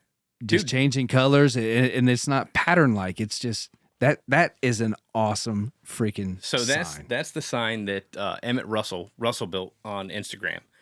That's the one he built for Jimmy McKnight, the original host of Our Junkies Podcast. He built that for him when Jimmy started the podcast, and then I met Jimmy up in to pick up the sign. I met Jimmy long before that. But I met him up at the KWI welding competition. Well, I was up there for the competition. Jimmy came down there so he could pass off the sign, and we could go to the Buffalo Trace Distillery tour. Nice. But that sign is freaking sick. And so, like, that was the cool thing. And honestly, that's the reason I built this shed. Yeah, for that sign. It's just for this sign. Because it didn't have the same effect sitting in my garage. Right. You know, so, like, prior to setting up the Buzzbox Studios, I just had, like, you know, the white Sterilite table, the plastic fold-out Walmart special or whatever. Yeah. That's where I would do my podcasting. Yeah, make do. Yeah, because it was out in the garage, you know, like, because I couldn't tell my wife, like, yeah, I'm going to podcast, and I tried it. Like, I'm going to podcast from the room, like, don't come into the bedroom for the next 2 hours. Daddy! She's got shit to do. The kids, you know, they got stuff to do. So I was like, okay, I'm moving out into the garage. No air conditioning, whatever. But, like, when I got that sign, it was like, okay, I really need to get my shit together and get a studio. Yeah. This, you know, under air conditioning, and, you know, be able to put that sign in and, you know, have that as kind of like the centerpiece of the whole deal. I don't know if you can tell with the color changing and all that. I can. It's behind me. I can't see it. it is helping with my ADD for sure. We're still squirreling. We're still going off here and there, but it is just that constant changing colors, man. And the studio is awesome, dude. I love the studio. I appreciate it. It was a lot of work. I did everything in here other than Malachi, you know Malachi. Yep. His dad came in here and helped me do the drywall. Nice. Yeah. So, but like the electrical work, I had one of the dudes at the college. He taught apartment maintenance technician. Yeah. But he's an electrician, so I had him come out. He helped me wire everything up. Like I went through, I drilled all the holes, ran all the wires, stapled everything in, got the majority of it done. All he had to do was walk in here, land it, and just put it all in the breaker panel. Yeah, land it all. Yeah, yep. And then my buddy Rob, he came out. He's the treasurer. Well, no, I'm sorry. He's the secretary of our AWS section. Yeah. He's like really big into electronics and electrical. Like he did this shit for 20 years in the Navy. He's the one that, you know, wired everything up to my breaker for my receptacle. But like I dug the trench and I ran all the freaking wires underground and like did all the labor. You know, he just came in and like hooked it up. Yeah, he just landed everything. But yeah, I painted everything. I actually hired Home Depot to come in here and put the carpet in. I did all the sound panels. Call brother, man. We could have done the carpet, man. I don't fuck with carpet. There's people that do that shit for a living. Do that, wreck your knees, man. It sucks. No, they got all the tools and everything. Like there's specific things that like I'll go out and buy tools if it's like I can use that tool on another job. Yeah, I ain't kicking carpet again. I'm not fucking kicking carpet. I mean, like I'm never doing it again. It's 10 by 12. It was like $99 to have them come out here and do that. I was like, dude, sold. I'd have been in there and I've been looking at their drops. I'm like, yo, y'all got some drops? They didn't have any because like they came out here and they measured everything. Because I was like, oh, it's 10 foot by 12 foot. And they're like, nope, we still have to come out there and measure because I'm like, I get it. Most people don't know how to read a tape measure. But I'm telling you, it is literally 10 foot by 12 foot. I've pulled the measurements 100 times. Yeah. And they're like, nope, still got to send a professional measurer out. So they send this little tiny, you know, like 4'8" lady out here to come out there. And she was really nice and sweet. But she came out here and she pulled the measurements and everything. She left. And then like a week later, they rolled this freaking carpet out. It was pretty much done. They brought it out of the back of the van, kicked it in, nailed it, done. I think they were here maybe 25, 30 minutes. She walked out and said, hey, it's 10 foot by 12 foot. Yeah, pretty much. But yeah, they will not go off your dimensions. And it's all fine. Rightly so, because like 90% of people can't read a friggin' tape measure. It's you know, that's another part about it. Well, we were talking about reading drawings and all that stuff. Reading a freaking tape measure. I mean, back in my day, huge. That's one of the first things we learned. And I'm talking elementary school. We learned how to read a ruler, you know, which is the same as a tape measure. So, but as I got older and had younger kids, you know, welders, we used to really enjoy hiring. Well, I say enjoy, that's kind of stupid, but we really liked hiring inspirational kids. So kids from the local Votex, kids from MMI, Motorcycle Mechanic Institutes, these guys who have all of these, just big dreams. Mm-hmm. And we loved bringing them in as interns and teaching them the equipment. So, I mean, we had CNC laser, CNC press brakes, CNC. We actually had a robotic welder, CNC mills. Like we had everything you could think of. And we'd bring these kids in because they wanted to build motorcycles. This was back in the Jesse James and West Coast choppers and all that stuff. Yeah, and Orange County choppers all the motorcycle build offs, and all these kids, they had these big dreams. I'm gonna build choppers. I'm gonna build bikes. I'm like, all right, well, you got to learn this stuff. They're like, okay. So you start showing them some of the equipment, and you're like, all right, that's this far. And they're like, whoa, what's the 30 seconds one again? What? How is? I'm like, holy shit, man! You're late teens, early 20s, and nobody's taught you how to read a damn tape measure. Yeah. He's like, no. So I actually started for these interns. No joke. That was one of the tests.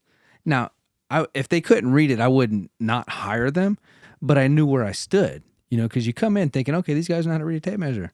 And they honestly, they knew 1 inch, half inch, 3/4 inch, but they didn't know the 16ths. Yeah, and the they didn't know 30 all the seconds tiny little numbers in between. Yeah, little tick marks. Yeah, they didn't know it. So that was one of the tests: is do you know this or not? And it wasn't a matter of whether I'd hire them or not, but it was a matter of, okay, I know where I stand for this person. I get a good benchmark of where I need to start their training at. Right, exactly. And then you get, like I said, when you get into the CNC press brakes and stuff, you're not talking millimeters, decimals and all that stuff. Yeah, so it gets even tighter.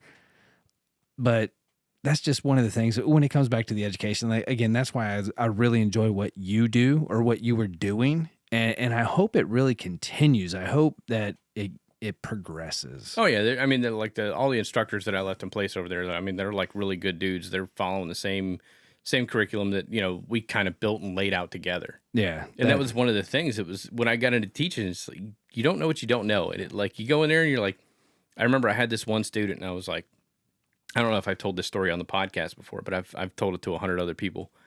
That was kind of like my aha moment. Like, I really need to dial back what I expect from people, because everybody comes from different walks of life. Like when I grew up, like it was Boy Scouts. I mean, like I was out there building shit, like fishing. We were out building tree forts and shit. Like you're not going to find a kid nowadays that's out there building a freaking tree fort, right? Yeah. So tape measure was one thing, but I had this student, and I was like, hey, look, we got this cabinet right here. We're going to put a bunch of valuables in here because it's a brand new program. I was like, I need you to take this. Here's the locking hasp. Here's, 8 pop rivets. Here's the pop rivet gun. Here's your 1/8 inch drill bit, cordless drill. I need you to put this, just mount this locking hasp right here on this door. All you got to do is drill 8 holes in the appropriate spot, pop rivet it on there. Boom, you're done, right? Bob's your uncle. I said, I'll be back in like 20 minutes to check on you. I come back 20 minutes later. Well, maybe less, maybe more. I don't know. It's a lot. You lose a lot of time as an instructor.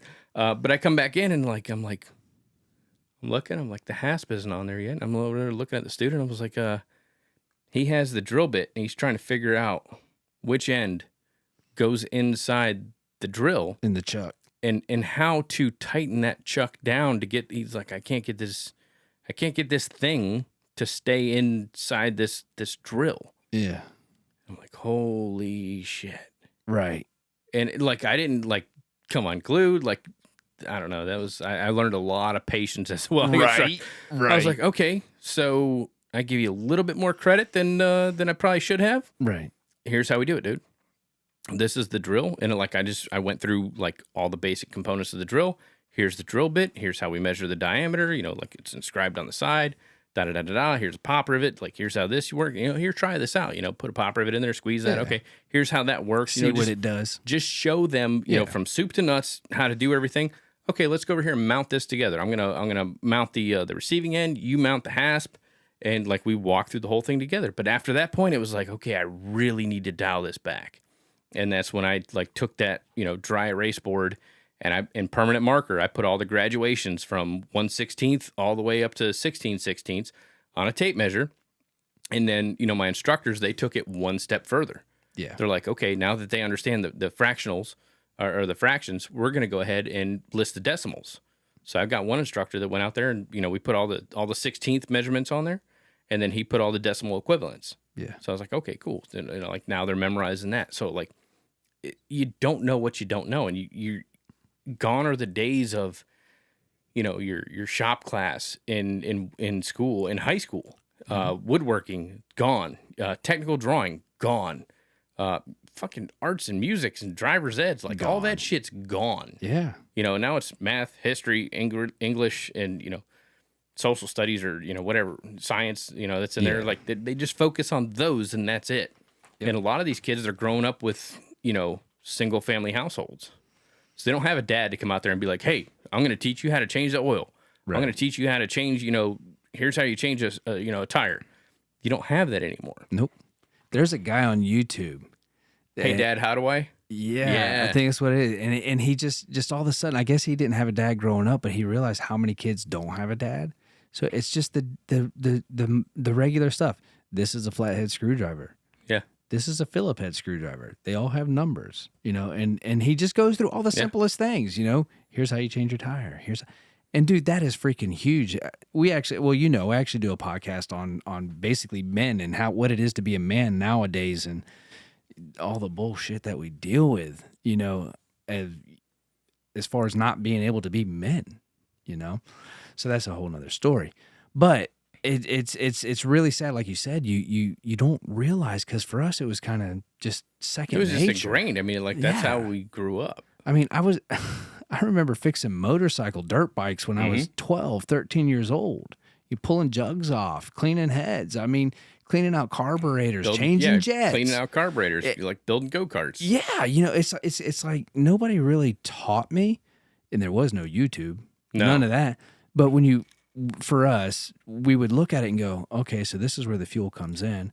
We're very hands-on, like you said. Yeah. We got to put our hands on it. I need to take this thing apart and figure out. Yeah. Exactly. So if we would have read a book about it, we'd be like, what the hell is all this? I don't know what this is. What is that? What is it?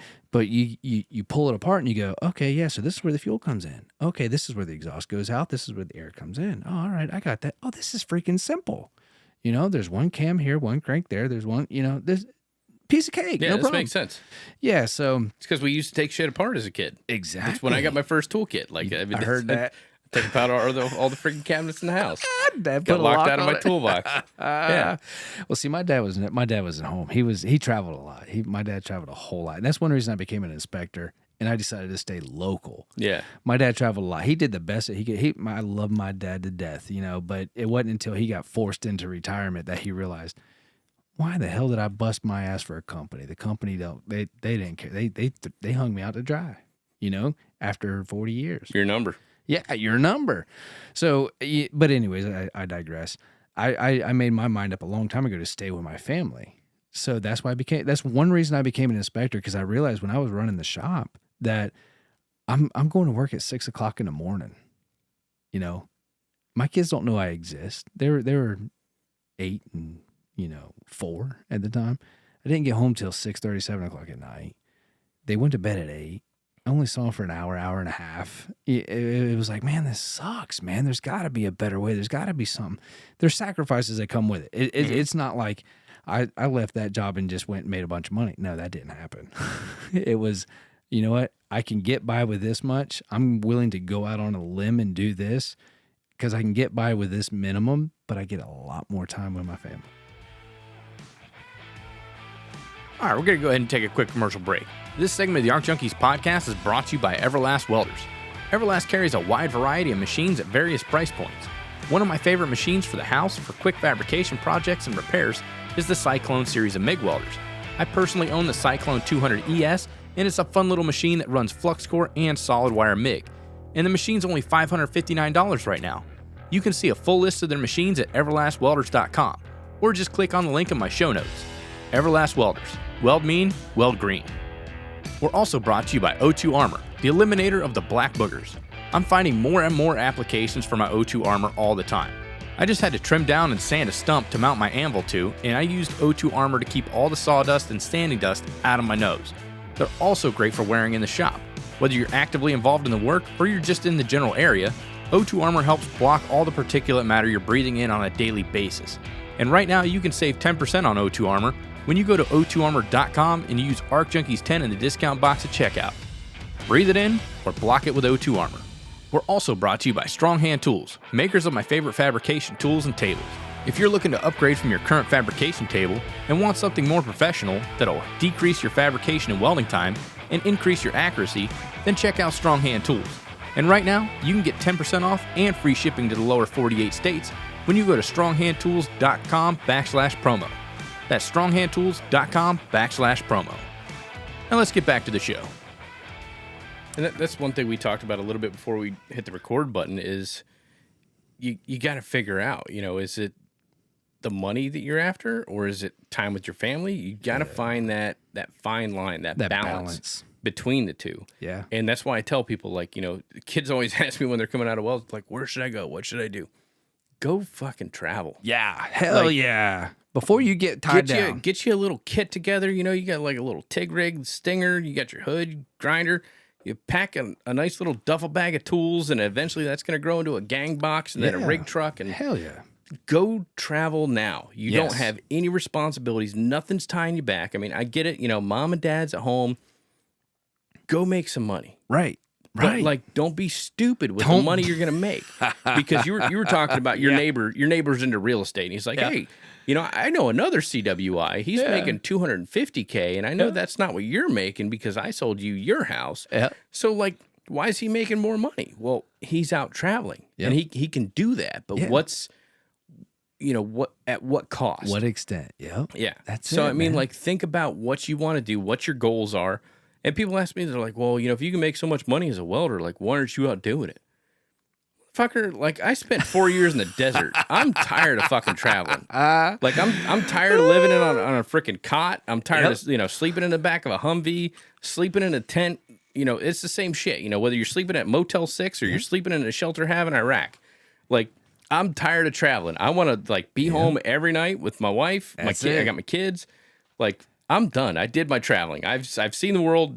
I'm done. That's what I say, man. I'd so much rather cuddle with my wife because when you're splitting a hotel room with another dude, man, it ain't never butt to nut. It's always butt to butt. Yeah. And they ain't as cozy as your wife is. So I want to be home. Yeah, I want to be home every night, and I'm willing to sacrifice that extra money. Bingo. And unfuck my finances to a point because, like, that's the thing. Everybody gets themselves, like, so wrapped up into debt because, like, it's easy to get a credit card. It's easy to just hit that, Apple Pay or, hit what the hell is it, PayPal or whatever. Yeah, I'll just put that on my firm account. Well, yeah, you got to pay those bills. You got to pay those debts.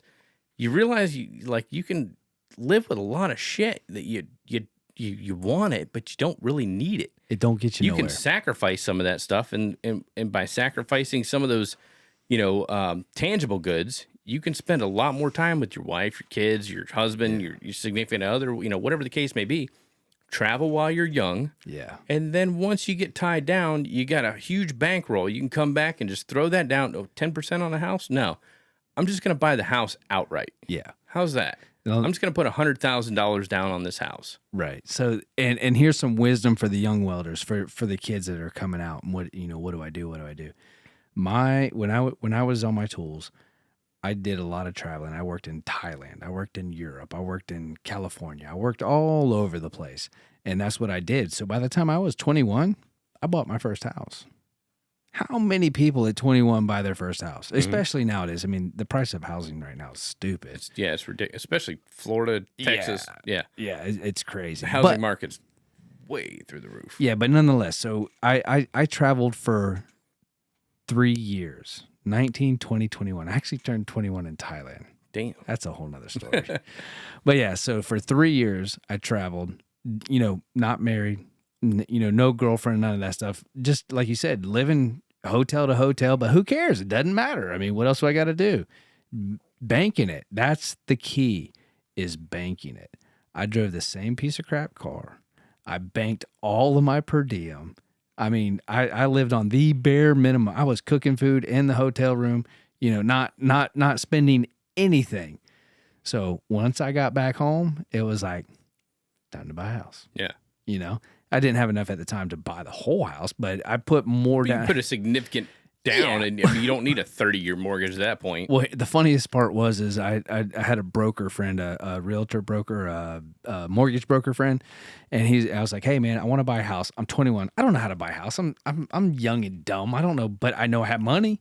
He's like, all right, great, no problem. Let's see. He goes through all my finances and stuff, and he comes back. He goes, I got good news and bad news. I said, what's the bad news? He goes, you make too much money to qualify for a first-time homeowner. I'm like, well, what's the good news? You make too much money to qualify for a first-time homeowner. He's like, you've got so much money to put down, and what you're making, you don't qualify for the program. I'm like, so that's good? He goes, yeah. He goes, at your age and what you're doing, he's like, you did amazing things. So, and just learn that lesson, guys. Just, listen to an old man. Listen to an old man who's been there and done that. I've watched so many welders, go out. They're making great money. They're buying Corvettes. They're buying BMWs. They're buying all this crap. And then you see that exact same welder 10 years later, and they're driving a damn Pinto. Well, y'all don't know what a Pinto is. Nobody knows what a Pinto is. They're driving a Ford Focus. Yeah. Right? Okay, that's irrelevant. Okay, so, or what Prius. Prius. Not even a Prius, a Honda Fit. How about that? They're driving a Fit. 10 years later, like, bro, what happened? He's like, oh man, I blew all my money and I didn't have this and I don't have that. And they're living in a camper, 10 miles at a campground from the weld site. And I'm like, man, it's like, I told you, just listen, even if you're not going to save it all, save 25%. Save a good portion of it. Yeah, save a chunk of it, man. Just listen to us, please. It'll make your life so much easier. Yeah, because again, you don't know what you don't know. Like, exactly. Yeah. That was the thing. I got out of the military and I didn't know anything. I pissed a lot of that money because you're overseas. I was over there for 8 months. Like my last tour, I was there for 8 months, and I couldn't spend it on anything. Like I could go to the PX and I could buy tobacco products, and I could buy Red Bull energy drink, which we got free from the chow hall anyway. Yeah. But other than that, there really wasn't a whole lot I could buy. I could buy the Shield on DVD. I could buy the complete set, but somebody else already bought it, so I'm just gonna hang out with them while they're watching it. So I came back with a significant amount of money because you get hazard pay, overseas pay, hazardous duty pay, plus on top of your regular pay, basic allowance for housing, basic allowance for supplements. I racked up a significant amount of money in the 8 months that I was over there, and I came home and I grew up poor, so I didn't know what to do with money. Right. I had no idea. So I came back and I pissed the majority of it away. And then I was like, oh, fuck, I probably should have bought a house. And so I buckled down and I worked overtime. Anytime they were like, hey, we're working this weekend. Who's coming? Me. And I rat holed all that freaking money and I just stacked everything up. And then I was like, hey, I want to buy a house. I want to put 10% down. Okay, no problem. Boom, done. Yep. And I bought my first house at 25. It was a year after I got out of the military. Year or two right after I got out of the military. Were you married at the time? Yeah. Okay. I got married in 2003. Man, you got married. I got married young. You got married. Well, you got married 4 years after me. Yeah, I got married as a Lance Corporal. I'm an old bastard. Yeah. I'm an old bastard. That's funny because all the, I look at it, all the Instagram, I listen to you regularly. And, all the people on Instagram and all the people doing YouTube and all that stuff. I'm like, damn, I got an Instagram page, but it ain't a weld page. It ain't a CWI page. I'm just on there just to, see what everybody else is doing. Mm. So it's funny. We're only what we say, 6 years apart. 6, 7 years apart. Yeah. But it's I'm just glad I did all my stupid shit before. Oh, 100%. Before. I was telling you, media. when I was working at all these theme parks, most of the places that I was working at, we could not take photos. Yeah. And I mean, think about it. The photos, the phone that I had to take photos at the time, not the great quality, not the best quality. We're talking about 8-bit Mario, yeah. First, Super Mario Brothers, part 1. Yeah. That was the level of the quality of the photos that I would have been able to take had they allowed us to take photos. But now, I mean, everybody's at work, high def photos and videos and reels and all kinds of happy horse shit. I just wish I wish I had the presence of mind to do that, because I find myself in a lot of situations as an inspector where I could take some really cool photos of stuff that wouldn't expose what I'm inspecting, because a lot of my customers it's very hard. It's hush hush. I don't really understand why, but it doesn't matter. I have to respect it. I have to respect the fact that it's hush hush. So, but there are many pictures that I could take that wouldn't reveal what I'm inspecting, but they're great pictures. Like this is a great fillet weld. This is a great groove weld. You can't see it, but this is where, he had to bend his rod, 80 degrees and put a mirror behind it to burn it in. Yeah, to make that weld. Yeah, just very impressive stuff that I just don't have the presence of mind. I've never been a picture taker, and I wish I was, because I've gotten to see a lot of really cool shit that people would enjoy seeing, that people would be like, oh man, I you can't get to see believe a lot of cool that. shit on a daily basis. Yeah. I honestly think that's something you should probably set up, is because there's not a lot of people out there that are doing the inspection thing on Instagram. Like all the welds you see are like perfect, everything's like nice and tight and laced in. Like nobody shows their flaws. Like I've talked about that a bunch on the podcast. Nobody shows their flaws. But if you were to take, actual like photos or videos of what you're doing on site and say like, here's what's expected, here's what actually happened, and here's how we can alleviate that. I think that would help out a lot of welders, to see the most common flaws, the most common, how do you make a repair? Okay, shit happens, something happened with the welding machine, something happened with the welder, the outcome isn't what we thought it was going to be, or it's not going to pass inspection. Right. Now it's got to be repaired. We're not just going to like scrap everything. We got to cut it back open and make the repair. So showing that like inspection aspect of it, I think that would be awesome. And I know like the company you work for and everything, and the vendors and the customers and stuff that you kind of work with and for, you could probably do it like anonymously, just like, here's a weld. Yeah. And here's the function of this weld, and here's why it failed. Here's how we need to repair it, or here's how we could have avoided it. Yeah, I got you. So basically I could show kind of a before and after. Yeah. Kind of all right, here's the shit we're dealing with, and then here's what it looks like when we're done. Yeah. And then I guess put in the comments or the description or whatever. Yeah, this is what we did. I guess my biggest kind of concern is that you're never going to please everybody. Everybody's going to, no, you never will with anything, regardless of what you do. Yeah, but it could still be a learning experience for others. I might have to hit you up to kind of help me out with that. I mean, I'd be more than happy to, because I mean, nobody out there is doing it. Nobody out there is showing the inspection side. I mean, at least show like, I'm not putting you on the spot, but I mean, like if I was out there doing it every day, like I could show, or you could show, or whoever could show, like, here's how you do a mag particle test. Here's how you do visual testing. Here's how we do dye penetrant test. I mean, like there's so many different inspection techniques, just like there's so many different welding techniques. Everybody, they gravitate towards, like I want to do TIG welding because, you got all these beautiful colors and like the ripple pattern and, like the tight weaves and, like all these different techniques. Show that with inspection, because like for every welder that's out there, there's somebody else that wants to, that's currently doing welding that eventually is going to get into inspection. Yeah. Or like, here's the most common, problems when we look at, here's how you evaluate a WPS.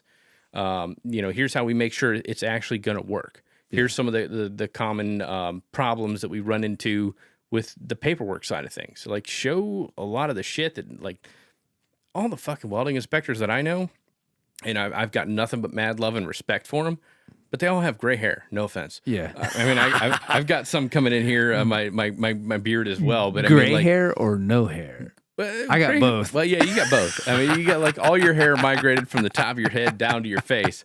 So keep that going. But like most of them, like they're not on social media. They're all over hanging out on LinkedIn.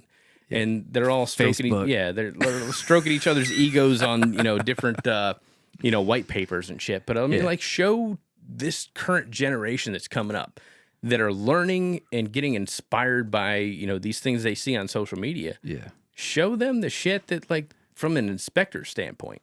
Gotcha. Yeah, that makes sense. I think it'd be kind of cool. There was one dude, I can't even remember his name because he doesn't post often enough anymore. Yeah. But he was showing, like, here's common weld discontinuities. Here's a macro etch of this. Here's a dye penetrant test of that. But, like, I haven't seen him in years. You know, we talked earlier about how you and I both kind of talked about starting a weld school, not so much a school as training. Yeah.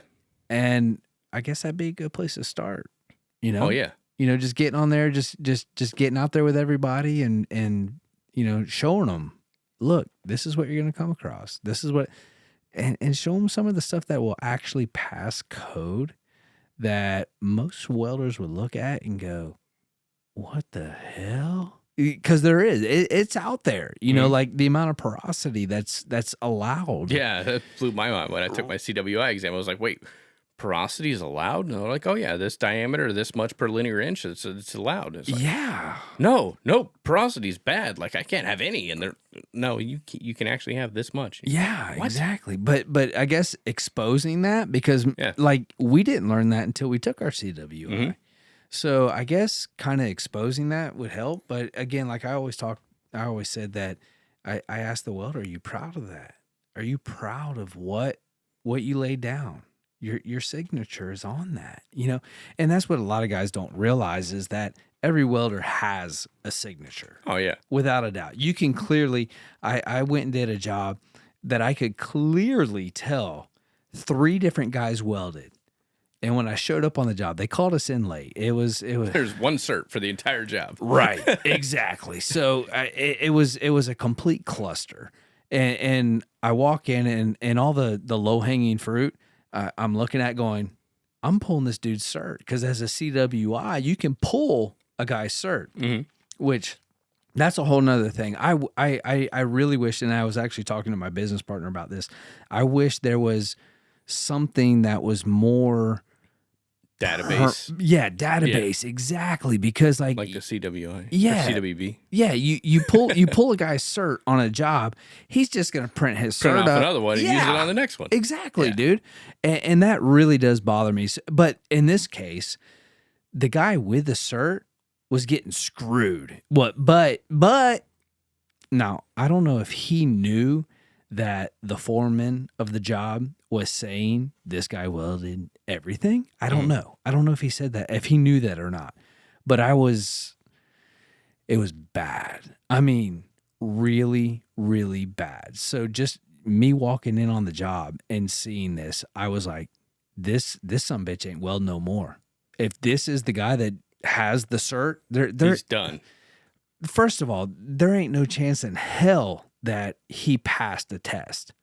None whatsoever. It was that bad. I'm not exaggerating at all. It was horrible. I mean, absolutely horrible. But after doing further inspection of the entire project, you could clearly see there was 3 welders. Clearly, the guy who didn't have any clue what he was doing, a guy who he probably passed the test in a booth, but never did any field work. And then the guy who actually knew how to weld. It was clear. I mean, clear as day. Every welder has a signature.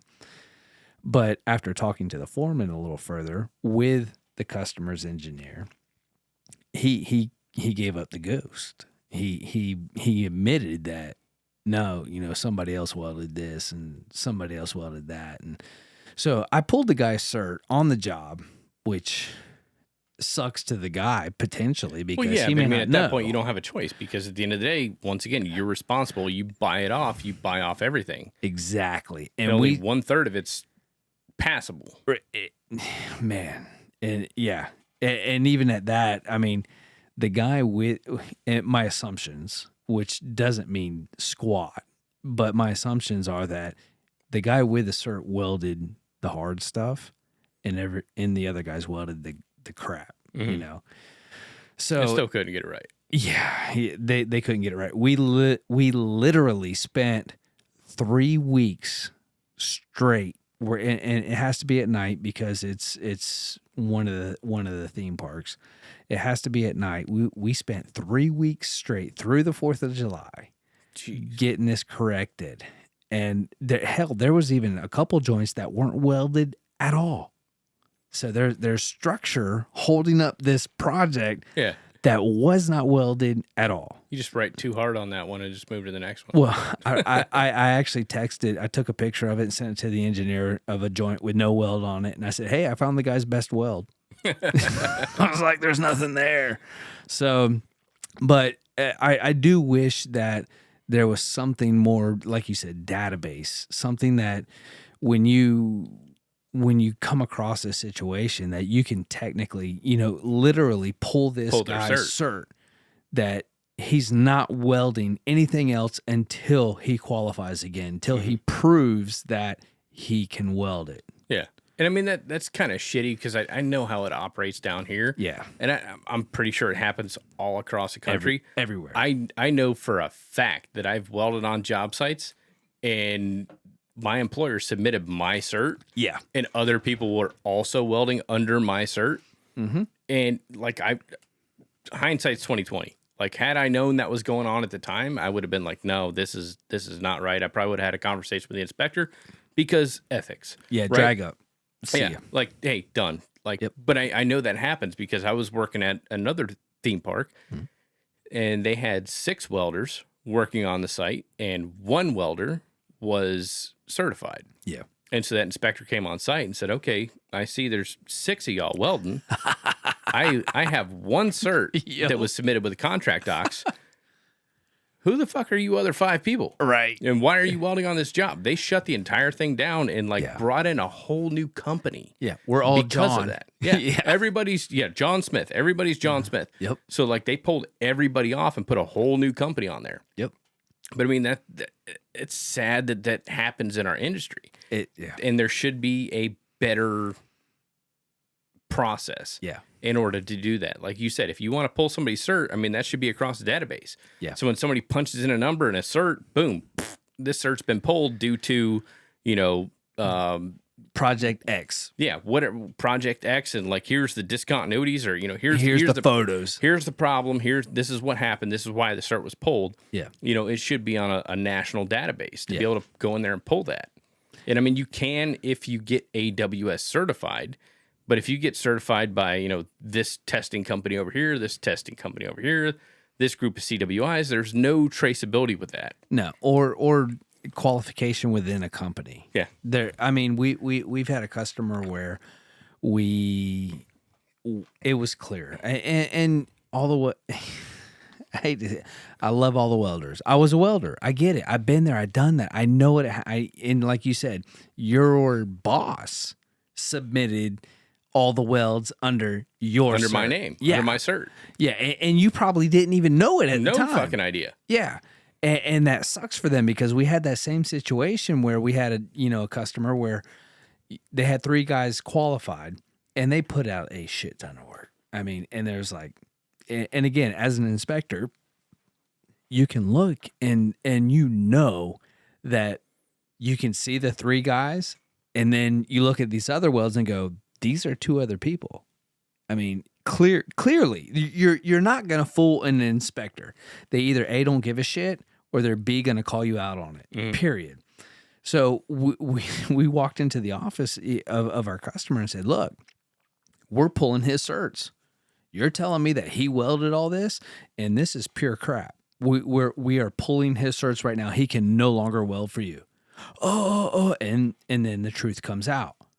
All right, well, now that the truth is out, grind that shit out and have one of your certified guys weld it. Period. That's all there is to it. And like we spoke earlier, the large companies driving, kind of the driving force that has raised the bar out here in Florida, they did it for a reason. Yeah. Because they got tired of being fed 1 cert or 2 certs, and you got 5 or 6 guys out there welding on the job site. Yeah, so you got a huge project, and we all know that would take 5 welders a month to do this project, and you're submitting 1 cert. All right, we're not stupid. We're not dummies. You know what I mean? But unfortunately, there are people out there that will go, all right, whatever, fine. Yep, okay. Send it. Forget about it. But there really needs to be a little more, like you said earlier, it would increase the value. I hate to say the value, but what I was thinking was it would increase the value of the welders. Yeah. But what it would do would increase their pay because well, I mean, that's the same thing. 6 and 1/2 dozen the other. It's the value of the welder is like their hourly rate. There's two types of people. There are welders and people who can weld. Period. You know what I mean? So the welders are the ones who are going through the steps, getting the WPSs, getting qualified, doing things right. And then there's the people who can weld. And I'll be completely honest with you. I haven't welded in a long time. I mean, a really long. I've welded. Yeah, it's been a minute. I've welded. I live out on property, so I've welded on the neighbors' tractors, and I've done stuff like that. So at this point, I can weld. I am no longer a welder. I can weld. You know what I mean? And there is a big difference between a welder. A welder is somebody who's gone through school, who's learned this stuff, who's practicing it, learning on a daily basis, making their next weld better than their last. I'm not that person anymore. I'm an inspector now who can weld. I'm not a welder anymore. You know what I mean? I do it. I enjoy welding, but I do it when I wanted to do it. I don't do it for a living.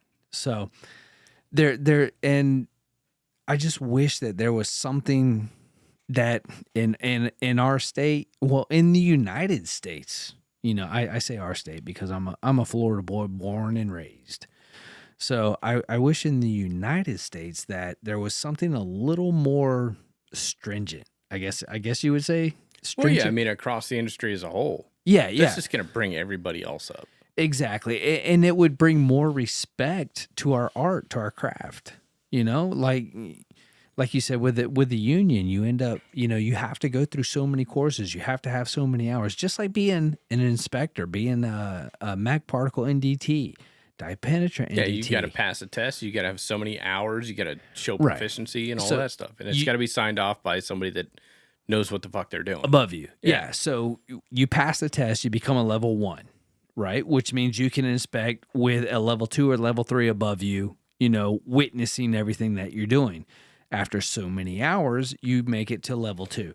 So just real quick. So for the people out there who are CWIs or wanting to be CWIs, there's more to it.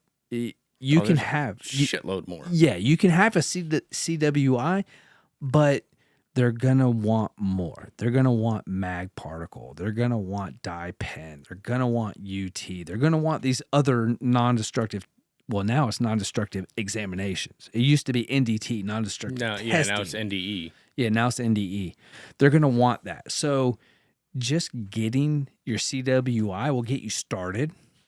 And it's kind of seen as the holy grail of everything. But without the others, yeah, nobody wants to talk about the AS&T, TC1A, and all that. Right, yeah. Right. That all you can do as a CWI is visual. Right, exactly. Well, you and I figured out when I got my CWI, it gave me AS&T level 2. Mm-hmm. But when you got your CWI, it only gave you an AS&T level 1. No, I think it's AS&T level 2 for visual. Well, we had that conversation. Did you check that out? I did. I just haven't paid the fee and done all that because I just haven't needed it right now. Okay, because it should be AS&T level 2. Yeah, because I remember for visual, but that doesn't do dick for right. VT, mag particle, like UT like none nothing. of that. Yeah. RT. I mean, that's completely separate. Yeah, that's a whole nother. Yeah, and the thing is when somebody calls in a CWI, they think he can do everything. No, you can't. You just do visual. You look at it. That's just it. Look at it. That's really all you can do. But you can inspect to any code. D11, D16, D12, D13, ASME. ASME. Yeah. You can ASME API. Yeah, you can inspect to any just code. Look at it. Exactly, but that's usually or mostly that is not it. Yeah, that's not what the client needs. They need mag particle. They need a dye pen. They need visual. They need all that stuff under the sun, including visual. Right. Visuals are just step one. And what is it? So you just did MAG or UT or No, PT? so I did VT for like AWS. Yeah. But I went to classes on AS&T for mag particle and die pen. Okay, so I still have to get hours. Yeah, you got level 1 now, and it's what, 40, I think? Yeah, I gotta double check. I gotta Yeah, I think it's 40, somewhere around there. But you now have to acquire document 40 and hours document of training or 40 hours of testing. And that's not just Jason. Under direct supervision. Right. It's not just Jason Becker going, yeah, I did this. Hey, yeah, bud. I did Yeah, look at this. Right. I did this. Right. I did a thing. You have to Sign have a level 3 or level 2 saying, yes, Jason Becker did do this, and I witnessed him doing this. I think it used to be. And he did a good job, and he got a gold star. I'm all about the gold stars. Right? You want a pen, or you want a chest to pin it on? I mean, if you got one, yeah, either or. But yeah, so there's much more to it. So if you think you're going to become a CWI and be like, I can do it all. No, you can look at some shit. That about it. That was a sad fact that I figured out when I got into it. I was like, what do you mean I can't do any of this? And they're like, oh, no, that's under a whole other entity. I remember. Shit. I remember. I thought this was the thing. I remember talking to my business partner.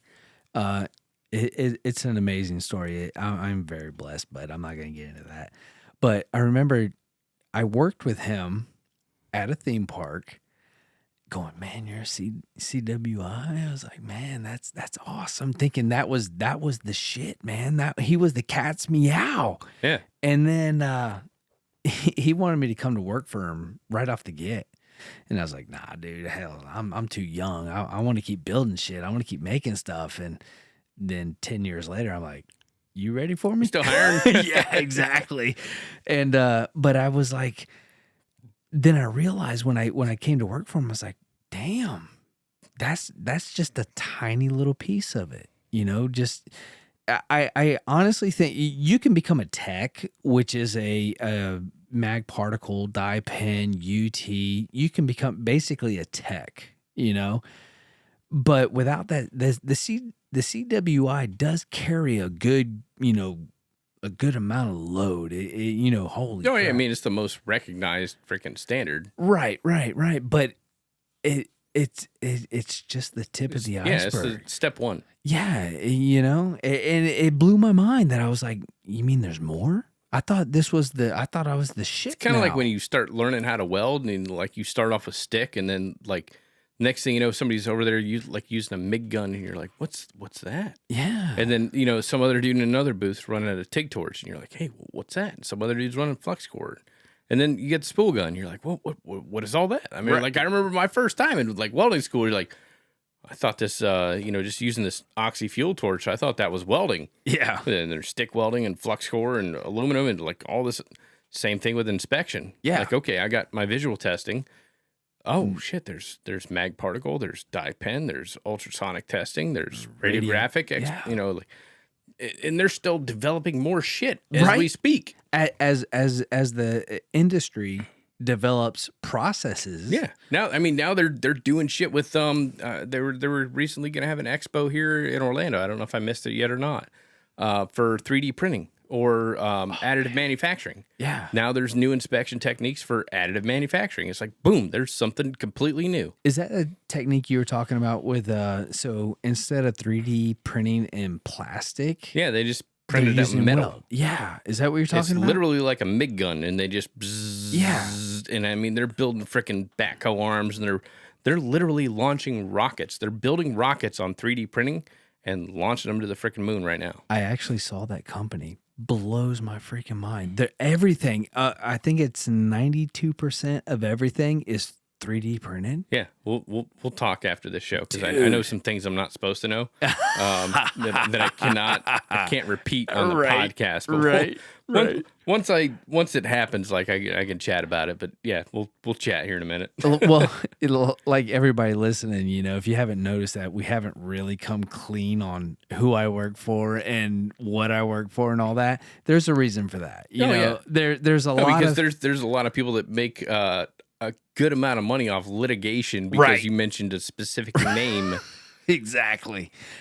But that's the cool shit about being an inspector. Yeah. It's not my problem. Right, exactly. I look at the industries that I have inspected in, and as a welder, there's a good chunk of them that I never would have gotten into, and I was just talking to a couple welders today, and I was like, hey, they're like, hey, I want to be a CWI. I want to do this. I want to do that. And I'm like, all right, well, do you like paperwork? And they're like, no, not really. I'm like, well, then you really don't want to be a CWI. You might not want to get into CWI work. We talked about it earlier. Out of 100 welders that I talked to that want to be this CWI, 10 of them actually become CWIs. And then out of that 10 that become a CWI, 3 remain a CWI. And it's because it's it's the same industry, but it's a different mentality. Yeah, it is. And you have to be able to switch gears. Yeah. And if you can't switch gears, man, stick with what you're doing. Do it. That's the one thing that freaking blows my mind, though, because like I used to do a lot of stuff for like proctoring and all that with CWI exams and all that. But like if you ever get your CWI, don't let the damn credentials lapse. Oh, you ain't kidding. Regardless of, you know what? I don't see myself doing this in the next, 9 years. Who gives a shit? Right. Get your 80 hours of continuity, go take an endorsement test, whatever the case may be. Do not let that lapse. Yeah. Because it is so much harder to take that 3-part exam over again than it is to get 80 hours of continuity or get an endorsement. Yeah. I got a buddy. We both know who I'm speaking about. He takes one endorsement every 9 years. So like this year, he'll take an endorsement in D1-2. Next year, he'll do one in D1-5. The following year, he'll do one in D1-9. He knows he's going to be an inspector the rest of his life. Yeah. But he will not let it lapse. Right. It's easier to take an endorsement than it is to get 80 hours of training, because you know as well as I do, like you get out there on the job, you're working, you're doing this, you're doing that, like the work brings money. Yeah. Money brings your attention. Yep. You don't have time to stop by a section meeting to pick up, 3 hours continuity training, or, you take a class over at Fab Tech, or even go to Fab Tech to take some, additional training, or, fly out here to do 40 hours of PDHs or, whatever. It's just easier to say, you know what, I'm going to take a week off. I'm going to do an endorsement. Yeah. Don't let your CWI lapse. Even if you think that, you know what, fuck it, I'm done with this. I'm just gonna be a welder again, or I'm gonna get into something completely different. Because you never know when you get that knock on the door and be like, you know what, that's my line of work. I know exactly how to do that. I can jump on that and I can make a lot of money real quick doing this. Like, don't let it lapse. Yeah, I know a couple guys, a couple CWIs who, one of them, their cert was about to lapse, and this particular guy kind of shafted me. I was trying to bring him in and trying to kind of guide him along, and he shafted me. But nonetheless, he was at a 3-year. Well, so every 3 years you have to re-qualify. And you got to pay a fee and then submit your work hours. Yeah. Every 9 years you have to re-certify. And, with the welders, there's a whole thing on the qualification certification thing. But with the CWI, it's pretty clear. Every 3 years, re-qualify. You can qualify with work experience, or you can qualify by endorsements or whatever, hours or whatever. But every 9 years, you have to recertify, which is another test, qualification, more hours, whatever it is. So I know 2 guys, 2 right now off the top of my head. One of them was coming up to a qualification, and he's like, oh, well, I don't know if I'm not really using it that much, blah, blah, blah. I'm like, dude, don't be a moron. Do it. I let my CDL lapse. I had a CDL with hazmat, and that was back when The guy parked the U-Haul truck with fertilizer in it under the Capitol building, blew it up. McVeigh. Yeah, exactly. Yeah. So Oklahoma. I was like, screw that. I'm not spending $100 to keep my hazmat, my CDL. Dumbass. Yeah, right. Exactly. Exactly. And now, $100. right. $100. I was like, you moron. So when this particular CWI says, I don't use it that much, I'm like, don't be an idiot. $300-$400, keep it. You never know. And then I have another buddy who is here's the trick.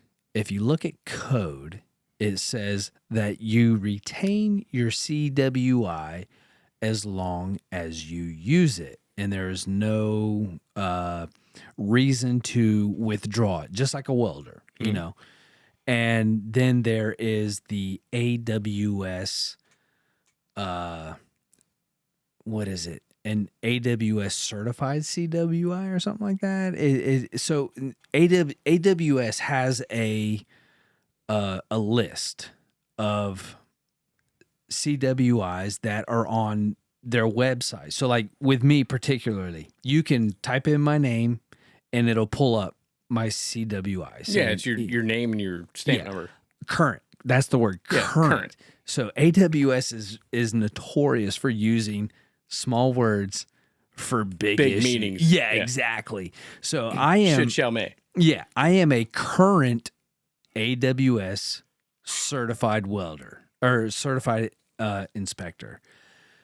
This other inspector that I know, he is not an air quotes AWS certified weld inspector, but according to code, which they have not changed the code yet, he is still a CWI. Mm-hmm. You know what I mean? So what really comes into play is the contract documents. 100%. There is a lot. You guys, like I said, we spoke earlier about paperwork and the words used in the paperwork. It's all legalese. Yeah, exactly. It's literally written by an attorney. Exactly. So now doesn't know shit from Shinola when it comes to welding. No, they don't. They have no idea, but they're trying to cover their client's ass. Yeah. Period. So all the CWIs out there, you'll notice that all the contract documents now state that it must be a current CWI. So that's where I come into play. You know what I mean? I am a current CWI. Now, if the contract documents only state a CWI, this other guy that I know, he can do the inspections. He is no longer an AWS current CWI, but he is still a CWI. An AWS CWI. But not a current CWI. That's a lot of people. So a lot of the stuff you'll read in contract documents, like I used to read prints as a foreman all the freaking time. Yeah. 90% of it is, or 99% of it is boilerplate. Yeah. All weld shall conform to AWS D1.1. Here's the painter specs. Here's the electrical specs. Here's the HVAC. These are all the codes. These are all the standards. It's boilerplate. Everybody just, copy paste, paste, Control copy, C, paste. Control V, like all this stuff. Yeah. They're doing the same thing with welders now. So it's going to be, all welders shall may. Big word. Shall be. Big word. It's a 4-letter word, but it's huge. Shall be a current AWS certified welder. Yep. And so what's that going to do? That's going to be boilerplate. They're just going to copy, paste, boom, copy, paste, because engineers don't want to do a whole lot of work. No. And I get it. They got a lot on their shoulders. I mean, a lot of people give engineers flack. They got a lot resting on their shoulders. Right. I mean, if they're a fucking bolt size off, I mean, the building collapses, that's their ass. Yep. I get it. Like, the more I get into like these different areas of the industry, like I understand that. I get that. Yep. But now it's going to be AWS certified welder, which I think is a good thing, because then you don't have Tom, Dick, and Harry certifying these guys not to a WPS. Everything is documented. Like, and I say that kind of like partial, because I currently run an ATF or assist with running an ATF. But like, I mean, if you think about it, like when I go through the paperwork, I literally have 5 sets of documents before we strike an arc. Right. Everything is traceable. Yep. Where did the material come from? Plates. Where did the filler metal come from? Who is the welder? How did you verify that that's that person that's making the weld? Yeah. You know, we got start and stop points. You know, like, I mean, you went through the whole WPQ examination. You know the things. Yep. Once all that's done and it's documented, I have to submit 2 electronic documents. Yep. Here's the WPS we used. Boom. Here is the application, you know, for the individual, you know, stating that who's who. And then here, everything is traceability. Mm-hmm. So I do like the fact that, you know, all welds shall be performed by an current AWS certified welder. Right. Because that's going to prevent, okay, you've got 1 certification on file for 1 welder, and you got 6 people out on the job doing the welds. Yeah. That, you know, the CWO is going to walk up and be like, okay, I see 6 arcs right now. Right. You got 1 on file. Yep. Who's the welder? Who's the certified welder? Right. Okay, the other 5 need to fuck off. Right. Exactly. It's going to make our job a little bit easier, but it's also going to make our industry rise up a little bit more. Right. Because now welders are going to say, we can't do it. I'm not working for $14 an hour. I'm not working for $15. I'm not going to let you submit my cert for all these, you know, Joe Blows. Yahoos out here. Yeah, exactly. You know, when it comes to the CWI, you know, like the one that I'm thinking of specifically has been inspecting way longer than me. You know, he's no longer a current CWI, but I hold him to a much higher standard because he has way more knowledge than I do, you know? So it's like, okay, just because he chose not to give AWS money every 3 years, and you know, that's a touchy situation. It is, but it's definitely worth the fucking.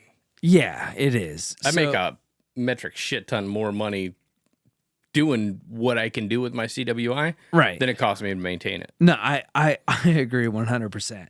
So, but these old school guys, basically, you know, this one particular inspector that I'm thinking of, it's like he has taught me so much, but the fact that he is no longer a current you know, air CWI. quote, current CWI, it's become boilerplate now that everything has to be inspected by a current CWI.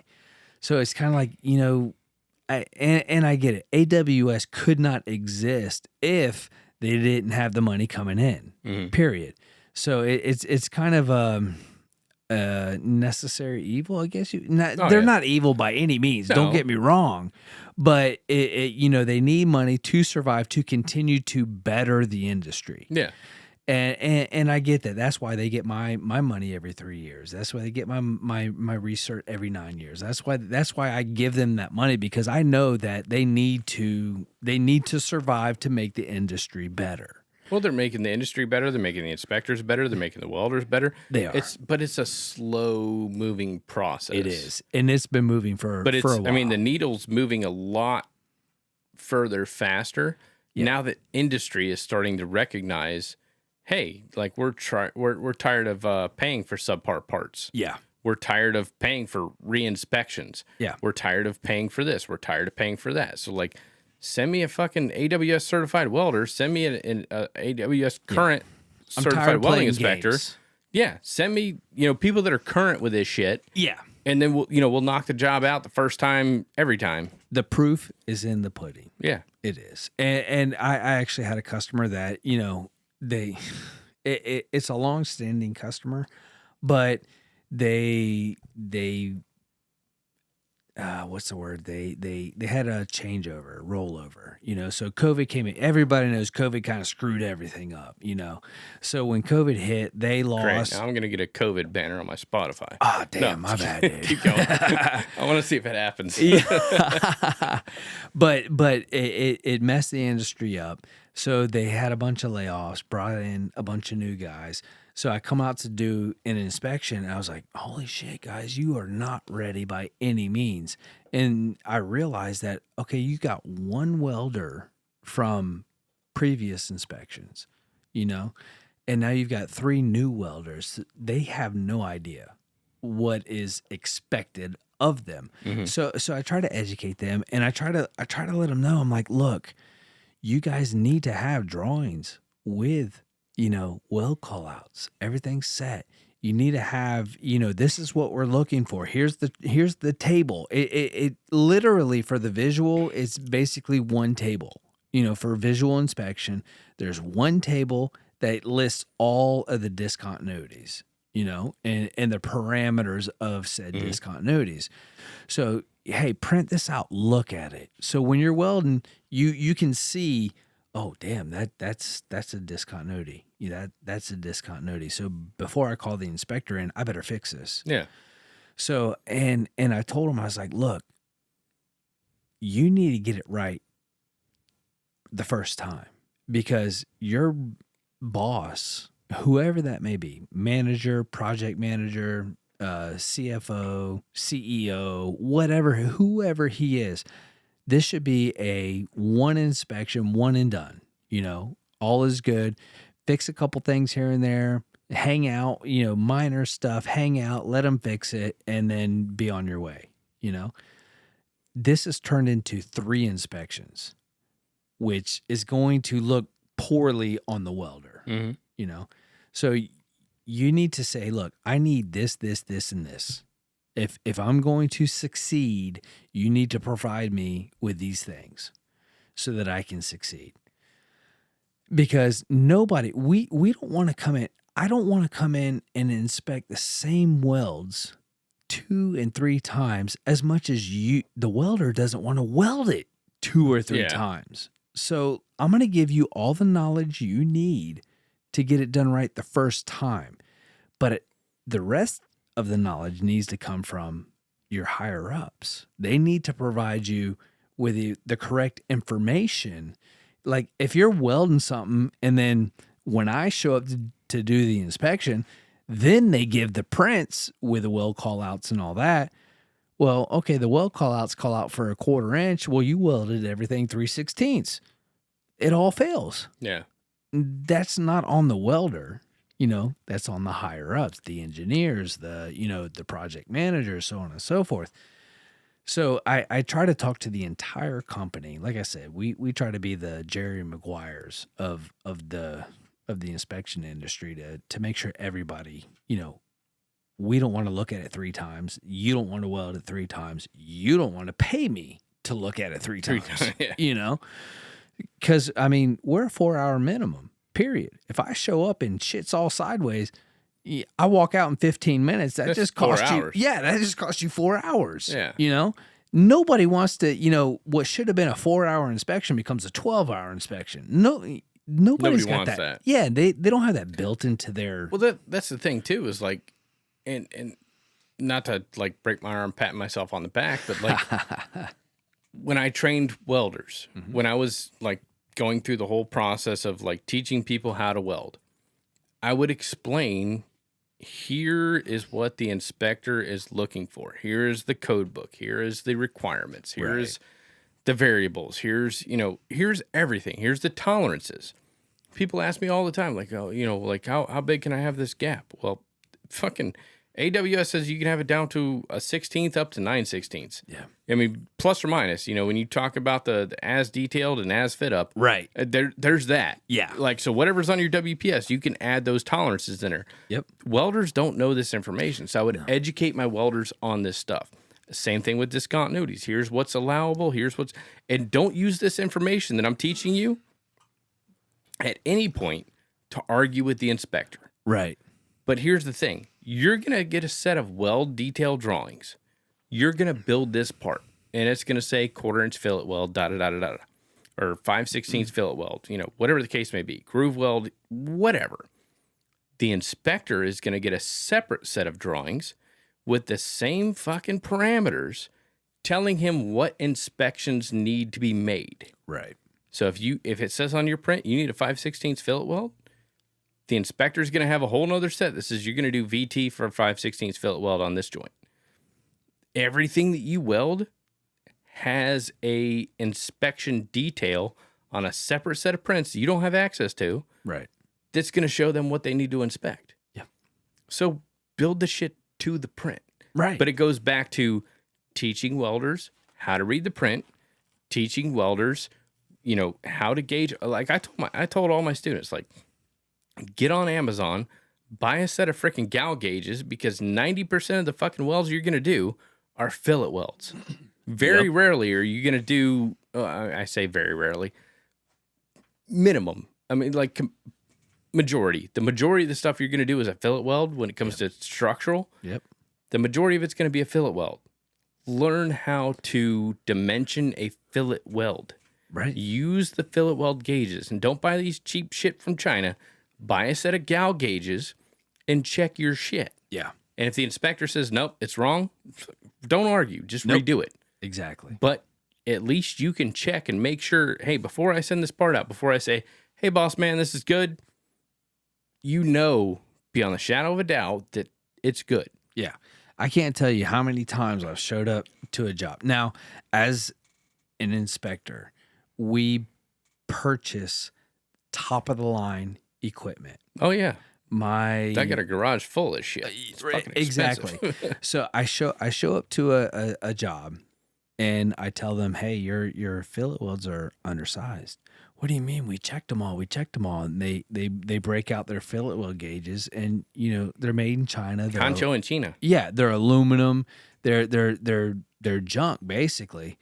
And I told them, I said, look, honestly, I don't give a damn what your fillet weld gauges say, because I'm using my fillet weld gauges, and I use top of the line, which is gal. Gal is the top of the line. Gal's period. like the freaking standard. It is, yeah. So I mean, basically, when you get your CWI, they give you a set of gal gauges, and 75% of it's gal gauges. Oh, really? Have they changed that? I think so, a little bit. Okay, well, like the bulk of the shit you're going to be using. Yeah, I'm a bit of a dinosaur, so back when I got my Hank CWI, Williams. Yeah, exactly. When I got my CWI, everything was gal. Everything was gal gauges. So even when I replaced, so I'm 9 years now, I have replaced all of my initial gauges.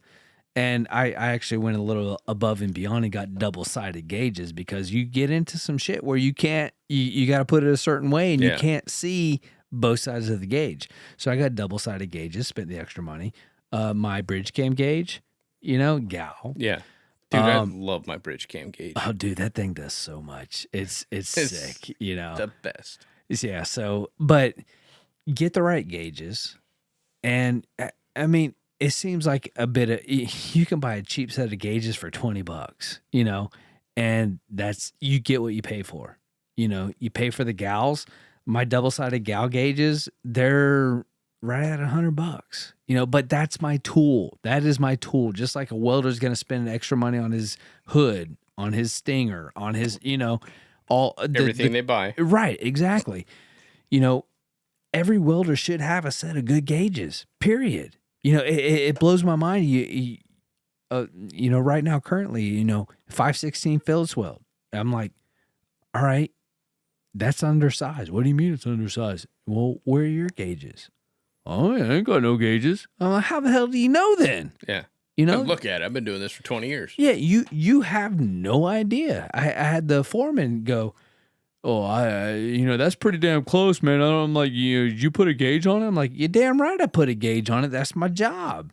That's what I get paid for. Yeah. So, yeah, I put a gauge on it. I pulled it right out of my pocket. He's like, oh, shit. He's like. Well, that was part of our ATF. It's like the dude that I went through to, like, help me set up the ATF. Mm-hmm. Like, I did not do that alone. Gerald Austin out of Tennessee. The dude's smart as shit. Mm-hmm. And he was like, you need to get us a precision set of like thickness gauges. Yeah. I can't remember, gauge blocks. Mm-hmm. So like if you machinist, these are machinist gauge blocks. Yep. You put it down, it says 0.125. I calibrate my gal gauge, my bridge cam gauge to that, to that set of gauge blocks. Yeah. And I mean, they have traceability on them. Yep. They've been inspected. They've been verified. Certified. They've been calibrated. Yep. And I check it to that before, periodically, and I go through there because things wear out. Yep. As many times you use your bridge cam gauge, your fillet gauge, like all that stuff, it's going to wear. Even if it's stainless steel, Right. it's going to wear. Yep. So periodically you need to check against that. So I'll always check against, those gauge blocks. And then like when I go to do like every single test, I will take my my bridge cam gauge out and I'll put it on a certified flat table, or like even at the school we have granite tables. Yep. That are like machinist table. Yeah, machinist. Yeah, they're flat. Yep. I'll put that on there and make sure the gauge reads 0. Yep. Before I put it on a test plate. Right. Even if I just checked a test plate, 5 minutes ago. Right. I'm gonna make sure that this thing still reads 0. Yep. And you calibrate that against the gauge blocks, and like everything has to muster. Yeah. I can't fail you because my gauge is off. Right. If my gauge is off and I'll be like, because like I've got a small screw loose or something like that, and be like, oh yeah, you failed. You got 3/16 weld reinforcement. You're only allowed to have 1/8 inch for a 3/8 plate. Well, if my gauge is fucked up, I just failed somebody for no reason. Right. And that's why I replaced my fillet weld gauges. Because they wear. Yeah, they do. And people are like, no, I've had this shit 20 years and this and that. And I'm like, okay, Exactly. well, now you're failing. Probably some wear and tear on there. Right. As you drag that along that fillet weld gauge, guess what? You're wearing that shit down. So now you're failing shit that should pass because you've worn down your gauge. Yeah. And or you're passing shit that should fail because your gauge is off. Right. So I like I'm not a pack rat, man. If I don't use it, I get rid of it. So my fillet weld gauges gone. You know what I mean? As soon as I bought my new set, set, toss it. Gone. They're gone. And there's donated to a school. Like, well, I they'll don't be even, close. Yeah. They'll be close. I mean, they can show the like. Here's the thought process behind it. Here's how to read a fillet weld gauge. You talked earlier about how with the drill bit and the setting the hasp and the lock and all that stuff, how you realize, damn, I got to kind of set my standards a little lower. I never realized how many welders I had to show how to read a fillet weld gauge. Mm-hmm. They had no idea. Yeah. And they were so freaking appreciative when I showed them. I'm like, dude, go on Amazon. Amazon sells gal. Go on Amazon, buy a set of gal gauges. I'm like, look, don't buy the double-sided like I did. They're twice as much. You can buy a single-sided for half as much, get a good set of gauges and use them. Flashlight at freaking Home Depot. Grab one. When you're checking out, just grab a flashlight because the lighting in your shop lighting everywhere sucks. Fucking sucks. Yeah. I mean, it is what it is. The code says you have to use a certain amount of lumens, a certain amount of lumens at 18 inches. Yeah. So I think that's what it is. You know what? I don't even care if you don't have that. That blew my mind. Yeah, it's kind of crazy, right? What do you mean I got to calibrate my flashlight? Dude, you want to geek out, man? I got a flashlight that'll blow your damn mind, dude. It is. I want to see it. I'm a flashlight dork. Dude, it's like, I didn't bring it, but it's like, this is how nerdy I am. I researched for about 6 months before I bought this flashlight because, we have certain standards that we have to hold as a CWI, but I do inspections that are at a distance and I do inspections that are up close. So I was looking for the best flashlight that basically handled everything. So before I was carrying 2 flashlights, and it was like, this is stupid. There's got to be a flashlight out there. And I looked, so I got a flashlight that goes from, I think it's 500 lumens to 3,500. Damn. Yeah, it's crazy. I'm gonna have to add that to my Amazon list for Christmas. It was $100. That's all it was. Oh, fuck. Dude, I've replaced the batteries and I've had that damn flashlight for 4 years. The batteries last 2 years are rechargeable. I was spending, literally as an inspector, I was spending about $400 a year On flashlights. on batteries. Oh yeah. batteries alone. That too. Yeah, the L123s from Surefire. And, right. Yeah.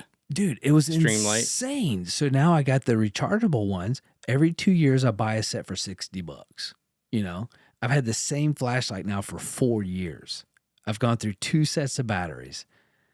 Just I need to get that Amazon link. Squirrel. Yeah, right. You know, we just went out. Geek out on flashlight. No, what I say, because when I went to go take the dye pen test, Yeah. like Darrell was telling me, he's like, oh, yeah, I want to say it was 100 lumens at 12 inches. Mm-hmm. I'd have to double check the AS&T book, That's about right. Yeah. but that sounds about right from memory. Earlier, I think I said 20 inches, but I think it's 12 inches. 18, you said. Is yeah. it? Okay, so at 12 inches, It's I think it's got to be 100 100. lumens. Yep. And so it blew my mind. He whipped out this apparatus from Klein Tools Checks that tells you exactly how many lumens you're putting out. Yep. So I had to calculate, like, okay, I had to hold. I think that's what it was. I had to hold my current flashlight was a Streamlight. I had to hold that at 18 inches to replicate 12 inches at 100 lumens. Yeah. I think that's what it was.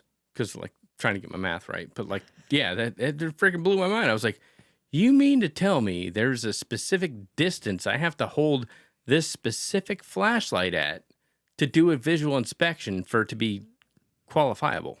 Well, with AWS, you have a minimum, which a lot of people don't realize. Like test coupons, it says minimum 6-7 inches somewhere. It depends on the test you're doing. So a lot of people are, you know, especially people who don't know, people who have never welded, people who really don't know what they're doing. They're like, coupon has to be exactly 6 inches. It can't be 6.5. It can't be 6 1/4, 6 1/8. It has to be exactly 6 inches. No, that's a minimum. Minimum 6 inches. They can make the coupon 8. Doesn't matter. You have to have a minimum 6 inches. But when it comes to lighting, it's another story. Yeah. You know, so yeah, it really does. It's interesting, man. You could geek out big time. Oh, yeah, you can get lost in a rabbit hole quick. Yeah. It's insane. So but kind of going off on that, a lot of things in code get misinterpreted. They really do. Oh, yeah. So you really have to look at it. And I get it, because if it says a minimum of 6 inches, to weld a 6-inch test plate, you got to be on point the entire time, because you have to have 6 inches of good weld to do especially inspection on. Like RT, you got a 6 inches minimum of readable weld. Yeah. So you don't want to start off with a 6-inch coupon. You might want to bump it up to a 7. Exactly. But if the CWI says it has to be 6 inches, you got to be dead nuts the entire you've got time. No opportunity to fail at all. None whatsoever. You are stuck right from the get all the way to the finish, you know? So yeah, it's really amazing at what can be done and how things get misinterpreted. I mean, there's the AWS forum is full of questions from, you know, Oh yeah, I get notifications every day. Yeah, every day. It's like this update for Thursday, this update for Wednesday, this update for Tuesday, and I love that stuff though, because it makes you think. It really makes you think about, you know, what am I doing? What am I, you know, the severity, I guess you could say severity. Yeah, what's the impact of what I'm doing?